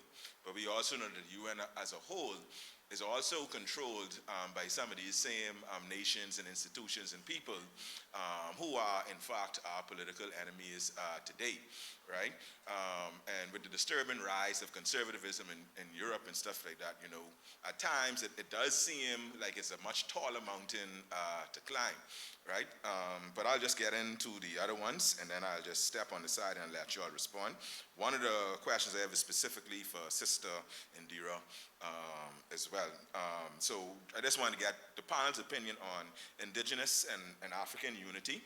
Just to give an example, you see this rise of FBA, for example, among African Americans, foundational Black Americans, where it's all wrapped into xenophobia and separating themselves from Africa as well. I just wanted to sort of get your thoughts on that. And the irony is the FBA movement is within itself a Pan-Africanist movement, though they seem to take this adversarial stance against traditional Pan-Africanism. That's one. Two, there's also these statements when we talk about reparations, restorative justice. I actually called in when I was on Guardian yesterday, and I made a comment about it, about us as African nations and people lacking any real true political clout on a global scale, right? And you often hear this excuse that, oh, well, you know, you can't even quantify this, and how do you know they can't pay all that money? To quote my big brother over there, Priest Rittman from EABIC, and we was talking about reparations. He's like, man, just tell them we need half or whatever it is, man. Just give us half, right? So I just wanted to get a comment on that. And last and certainly not least, unfortunately, I did miss Sister Indira's presentation. I stuck out there. We're not stuck at work. I was working. But essentially, though, I wanted to know if you did any specific epigenetic research specific to the Bahamas. And I'm sure some of it might be published in some places, and if you could just point me in that direction. Thank you. Thank you. Yes, next question. Good afternoon. My name is Honorable Priest Tafarai Thompson of the ABIC. I'm also the Chief of the Indigenous People of the Bahamas, the Muskoka people. Now, I would like to ask the panel. I've heard everyone talk about our African side. I've heard I can't remember her name, but I heard the doctor mention, she was the first one to mention the indigenous people of the Bahamas in the Western Hemisphere. So I would like to know, what is it that you have planned towards helping the indigenous people that were also here oppressed and went through everything that we, the people of African descent, went through? We in the Bahamas, we only know 50%, half of the story has never been told. The Yamacraw in the east is where the Yamacraw Indians lived when they were here. We also know that the Seminole Indians are in Andros, but are still there today. Cherokee Point, Abaco, where the Cherokee were, and this is 50% of our bloodline. It's always been magnified of our African side of it, which we all love and accept, of course, but we have to represent every side of our genetics. We have to represent every side of our blood. So I would like to know if there's anything that the panel has planned towards recognizing the indigenous of this land, because there's a great book written by the Honorable Nana Jan Crow. It's called The Black Rinse, because we know that the whole world has been whitewashed, everything that we've done, so we have to now black rinse it forward with the truth. And he states that the Maroons were the rulers and the owners of these lands. Even Blue Hills was a big Maroon colony. Throughout the Bahamas, we had Maroons, indigenous people, who are all Taino people. We were told of Lucayans, we were told of Arawaks, but Lucayans is actually a made-up name. There's no tracing of Lucayans, but we know that Yamacraw is a factual name. We know that Cherokee is a factual name. We know that Seminole is a factual name, and there are many other names and many other tribes that live in these islands. Mm-hmm. Even within the book, it was stated that according to the business of slavery, because we have to remember this was a business started by the Dutch East India Company, which was subcontracted out to the English East India Company. Mm-hmm. And today we are still under subsidiaries of these same countries. So what I am saying is that I would like to know if you have any plans towards reparations for the indigenous people of these lands and throughout the Caribbean, same way as we have reparations planned for our African bloodline. Thank you. Thank you. Thank you for this powerful panel. My name is Liz Marie. I'm with the Unitarian Universalist Service Committee. I am here joined by my colleagues, board of directors, and grantee partners from Haiti and the Bahamas. I am also happy and honored that we support the leadership and great work of Alicia Wallace and Equality Bahamas. So if we could please give her a hand.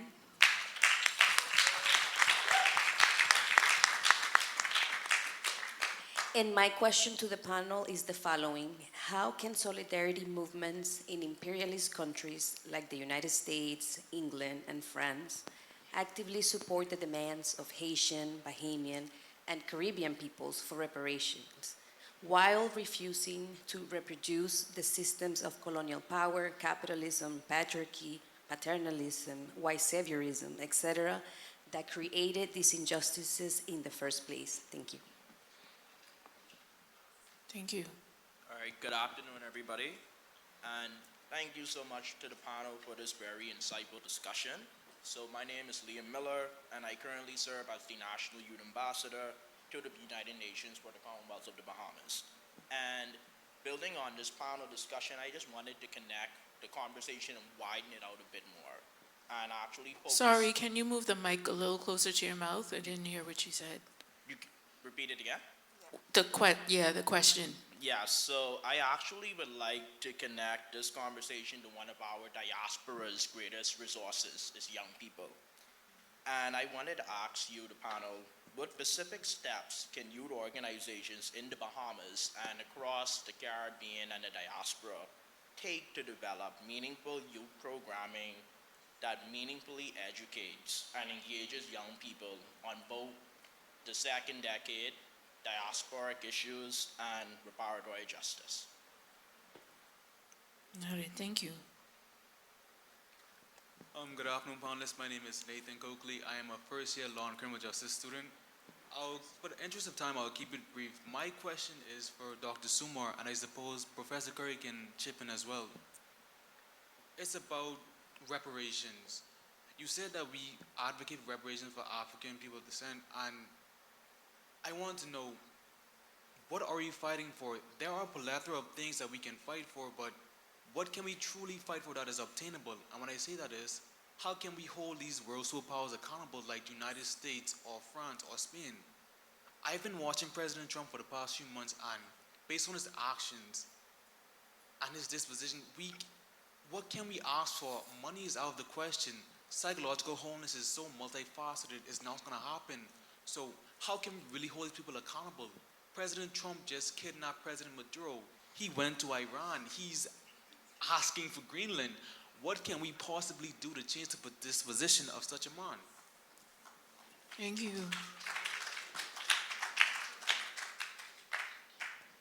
Yes, blessed day to everyone. Give thanks for such a forum today. My name is Priest Ethelbert Harrison, Vice Chairman of the Ethiopia Africa Black International Congress, True Church of Divine Salvation. First, I would just make a mention of... Sorry, can I ask you to move the mic a little closer to your mouth as well, please? Sure. That's better? Much better, thank you. Okay. Yeah, I would first make mention of the Ethiopia Africa Black International Congress from in the early 1980s, during the time of Sir Lyndon Pindon being Prime Minister of the country, that we would have advocated even to him. Presenting the same topic to him of repertory and reparations to the continent. Which seems to fell on deaf ears, but it wasn't taken seriously at the time. So it wasn't for money or anything from our organization, but to bring awareness and to see what could have been accomplished from those time even up to now. A question I would have with the chairman that sits on the CARICOM Reparations Committee as a sir. I'm trying to call his name off directly. Hillary Beckles, right? Is that correct? Yes, okay. My question would be to the full panel, how do you all feel with a sir, knowing that what sir represents first, so someone who is actually saying they sitting on a reparations committee for African descent, the people, how do you feel about that person being sitting on the board, on our committee as a chairman, and you done swear to serve the empire, the British Empire, for the rest of your life, I mean, until death. So how does that really help us as a people? Someone who, I mean, don't we have, or could there be something done I hear you. to address that? Yeah, I hear you. We have a quick answer for that one too. Okay. Okay. We would also see that the Rastaman Gonzalez for St. Vincent and Grenadines would ask for the Rastas to support him. With this stance for to be a candidate for election, and of that, so that with exchange, there's Rastas supporting him, help him to win his election, that he stood now as Prime Minister of that country, St. Vincent and the Grenadines. And without for funds, not for no money or anything, but it was to actually have it brought to the UN and the voices to be heard in different areas where it needs to be heard. And we could see that he stand well and kept his promise along with the Rastas within the St. Vincent and Grenadines, which we were trying here in the Bahamas for some time. So now the question. We really gotta wrap it up so we can give people the opportunity to answer the questions. Yeah, a direct question to the ambassador, that she did mention that she is a member of an organization affiliated with the AU. I just would like to know if there's anything set in place, any structure, if there's any plans for an embassy to assist the persons who are looking to repatriate back to Africa, those who have already repatriated to Africa, and how, if there's any documentation for them to be legally structured and centered in the country of Africa, the various countries that they're in, to protect them, and how they could be productive and help to assist within the structure and building of the country. Thank you. Thank you. Okay. A very quick question. Peace and life. Give thanks to the panelists. Give thanks to everybody here. Very quick question. If I notice a lot of energy, focus, education, those kind of measures towards this whole agenda, is be focused more towards reparation. Now, of course, we know repatriation go hand in hand, but I don't see that on a level of really getting folks to acknowledge it on that same playground as which y'all promote repatriation. So let me just elaborate on just some real quick. Reparation is the money given and the facilities to educate. Repatriation is the leave. So if the committee was to settle for the money and the apology, what happens to the generation that now wants to go home?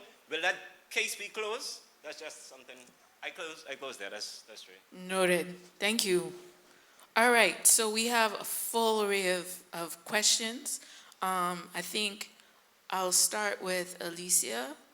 If there was something that from those groups of questions that you wanted to address specifically?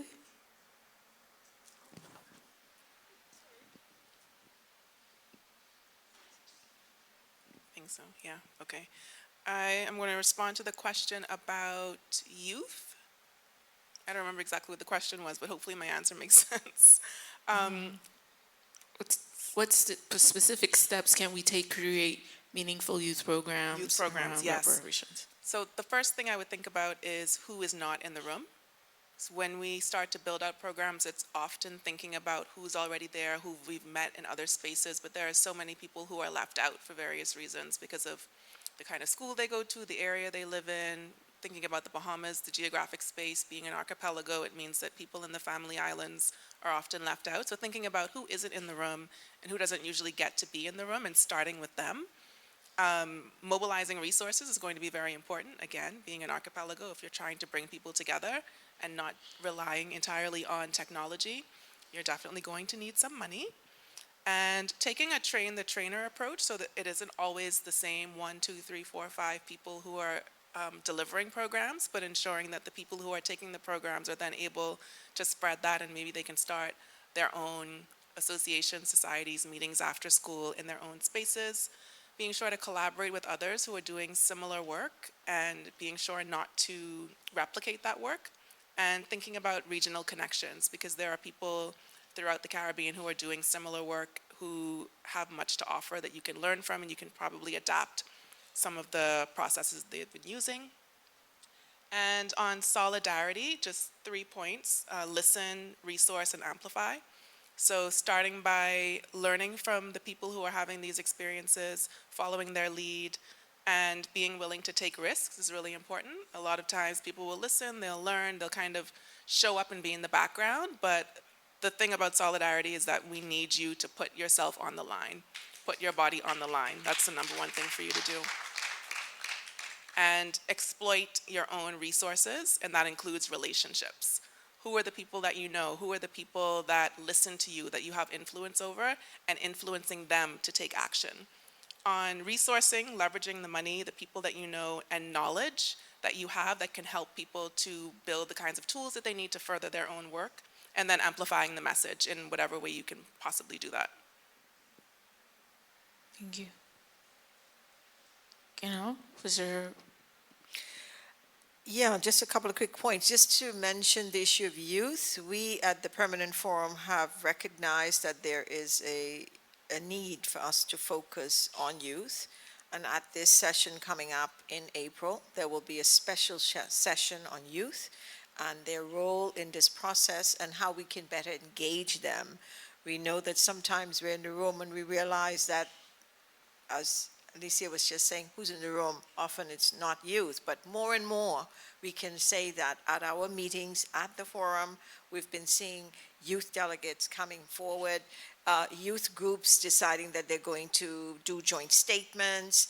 And so there is a momentum.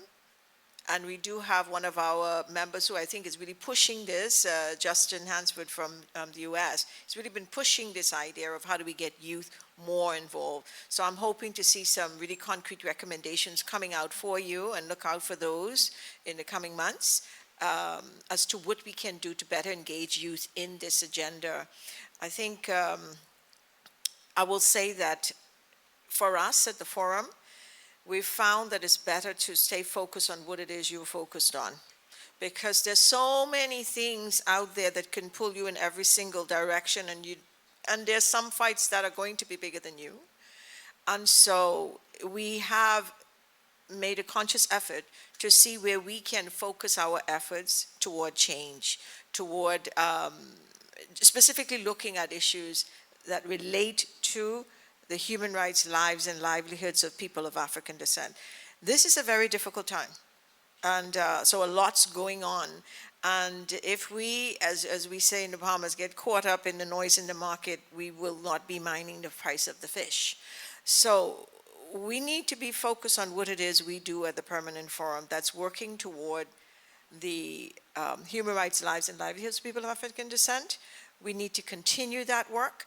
I think our success will be in how well we can engage with our partners, how well we continue to get that message out there, that we are not disturbed or sidetracked by other issues that are coming forward, the importance of being resilient, the importance of being clear in our message. That's what we are focusing on. It's easy, really, really easy to get caught up in what's going on right now, but our focus really is on how do we advance the rights of people of African descent. That's really it. And it may seem like, okay, how can you talk about that when so many bigger things are going on? It is always important to remember that we have to keep that issue on the table. I think a part of the bigger agenda is to get us caught up in talking about other things and not about what is important to us. Mm-hmm. So regardless of what's going on, we're going to keep our eyes on the prize there, which is what is happening for us, how is this agenda moving forward, never letting them forget that we are here, never letting the UN forget that we're in the room, always bringing forward the message of people of African descent. That is what our role is, and that is what we will continue to do for the coming years as a permanent forum. And so I just wanted to quickly speak to the questions about indigenous people, as well as repatriation, and encourage everyone. We do have a 10-point development plan for reparations with the CARICOM Reparations Commission, and our second point is actually repatriation. We are developing a new model so that even repatriation is going to be spelled out more specifically. Sorry, I think our second point is for indigenous people, eh? Our second point is for indigenous people, and third is repatriation. Yeah, so those things are in our plan. They're being covered. Also, for the question about Sir Hilary, he has not actually sworn to the British Queen, but his sir comes from the Bajan people. So yeah, you can be rest assured that he is not duplicitous in his actions. Dr. Sumer, would you like to address one of the questions? Any other questions? I'll just address reparations generally, because that was a theme through all the questions that were asked. One is the issue of repatriation. As you said, we have reviewed the 10-point plan, and it's now called repatriation and resettlement. Because repatriation is all well and good, but how do you help people resettle? So we are calling for reparations for resettlement of people who want to go back to Africa. A number of people have already gone back. I have met Caribbean groups in Ethiopia, in Ghana, in Kenya, a number of different places, in Zambia, that have resettled and are doing a lot of work. There are lots of Caribbean groups. A lot of them were Rastafarians from Jamaica, and they are doing a lot of work in the communities in farming. They have established schools. I have a friend from St. Lucia who lives in Kenya who has set up a $20 million fund for small businesses. So Caribbean people are connecting through repatriation with the continent, and you should read a little bit about that for you to understand the kind of interaction that's already taking place and the communities that already exist. I'm not saying that it's all rosy, relocating to a country where from which you were taken and going back, especially after you have developed Western values, is not an easy thing. But I am telling you that a number of Caribbean communities are extremely successful already on the continent, and that the demands of the new CARICOM 10-point plan is that the people who took us away should pay for our resettlement. So it's not just a matter of sending us back, but also paying for us to resettle. So that's one point. Somebody asked a question with regard to the same point about Sir Hilary. The reparations justice movement, the reparatory justice movement, is not a movement that is, yes, it is for people of African descent, but we welcome all allies. We welcome everybody who will fight for our rights. Sometimes we cannot be in the spaces ourselves because of the color of our skin, or because we do not have the resources, but there are people who will genuinely fight for our rights alongside of us. Now, the issue about Sir Hilary, yes, Nyambi answered it, but Sir Hilary Beckles is the one who put reparations on the agenda by writing the British Black Debt and how Europe underdeveloped the Caribbean. And it is based on these two books that our 10-point plan was developed, and we have moved it forward. So Sir Hilary, as she said, is knighted by the Barbados government under the Barbados Constitution, and he has not sworn any kind of allegiance to the, and I asked him specifically, I can tell you, I had that conversation with him because of something with regard to me also. So I'm telling you, and I can reassure you that that is not the case.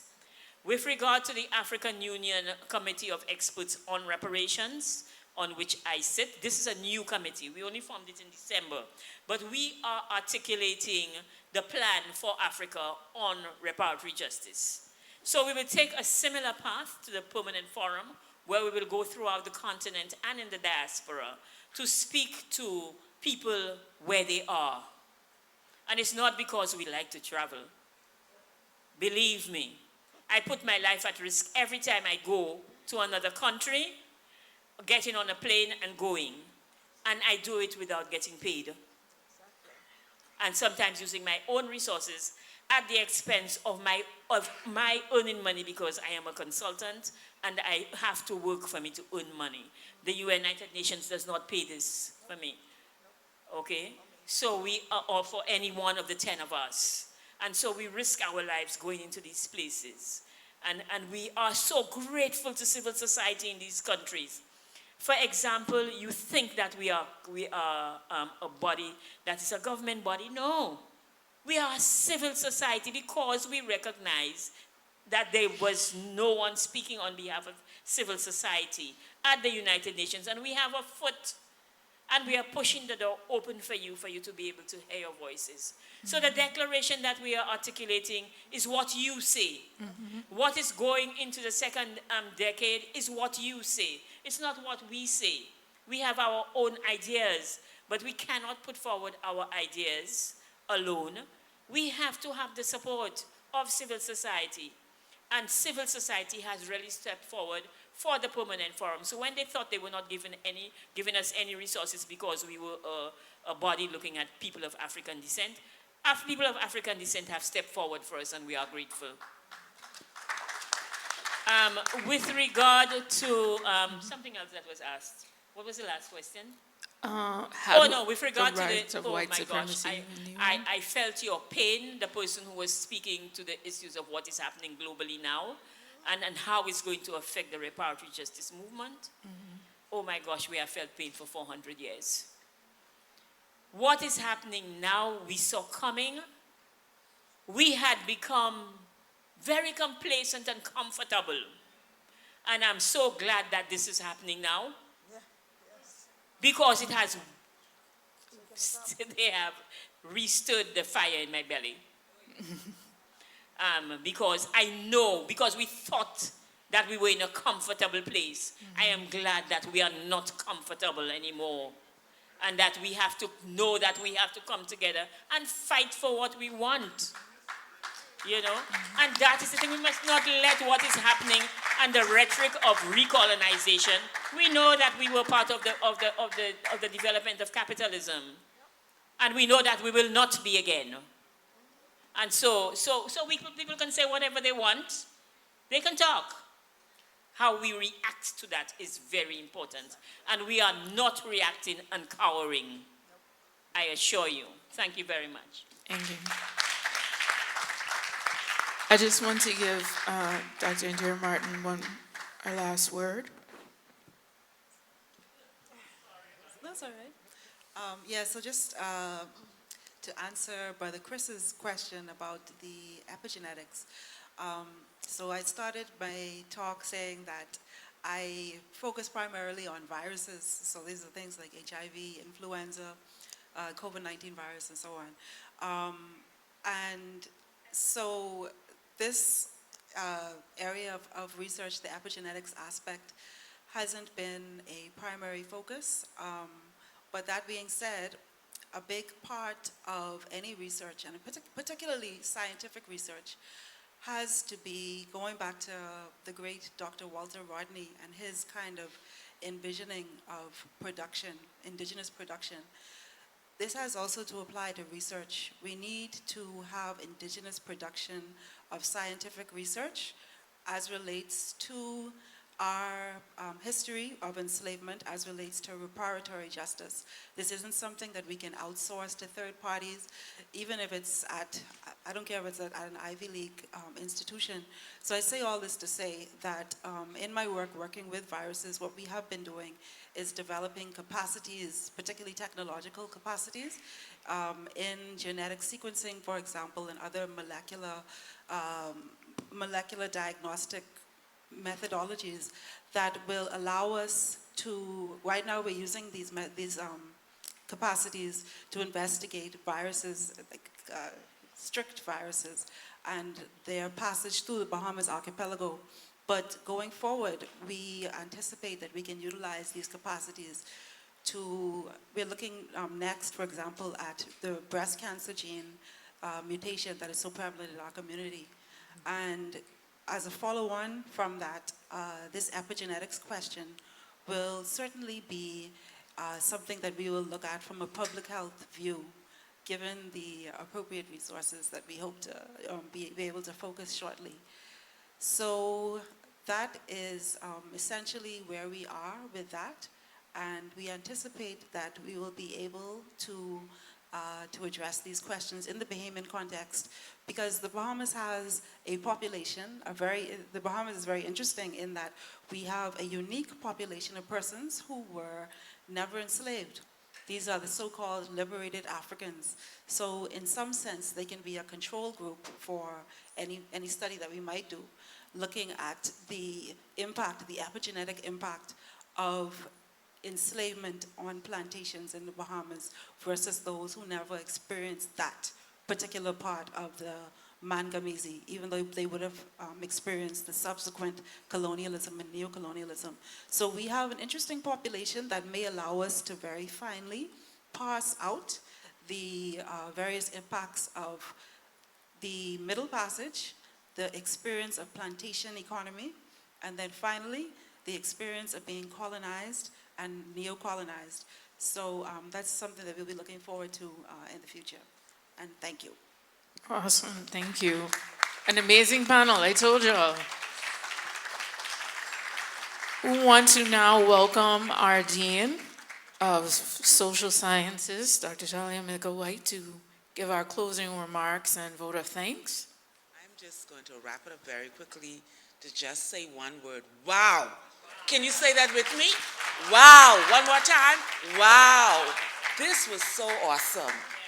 I am so filled. As I said, my cup is running over.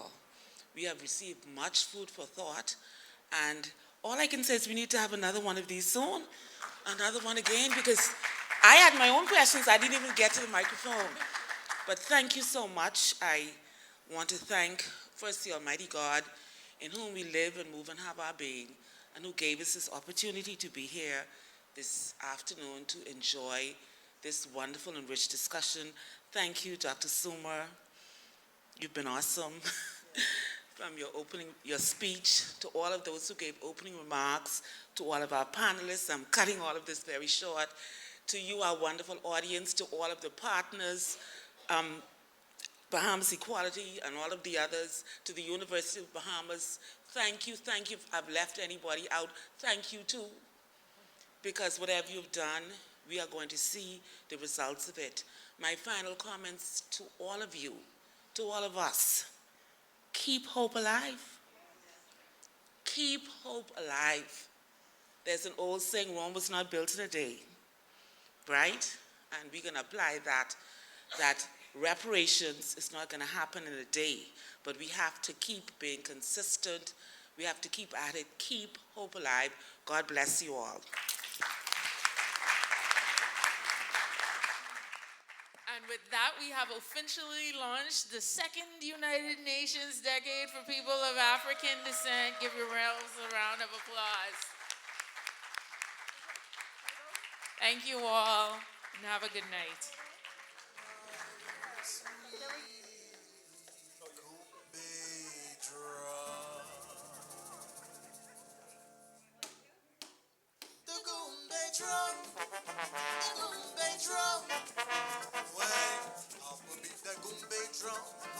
Dancing people come to hear that rumble of his jungle drum. The Goombay drum, the Goombay drum. They feel the rhythm of the beat, swaying it to dancing feet when Hopper beat upon that Goombay drum. The Goombay drum.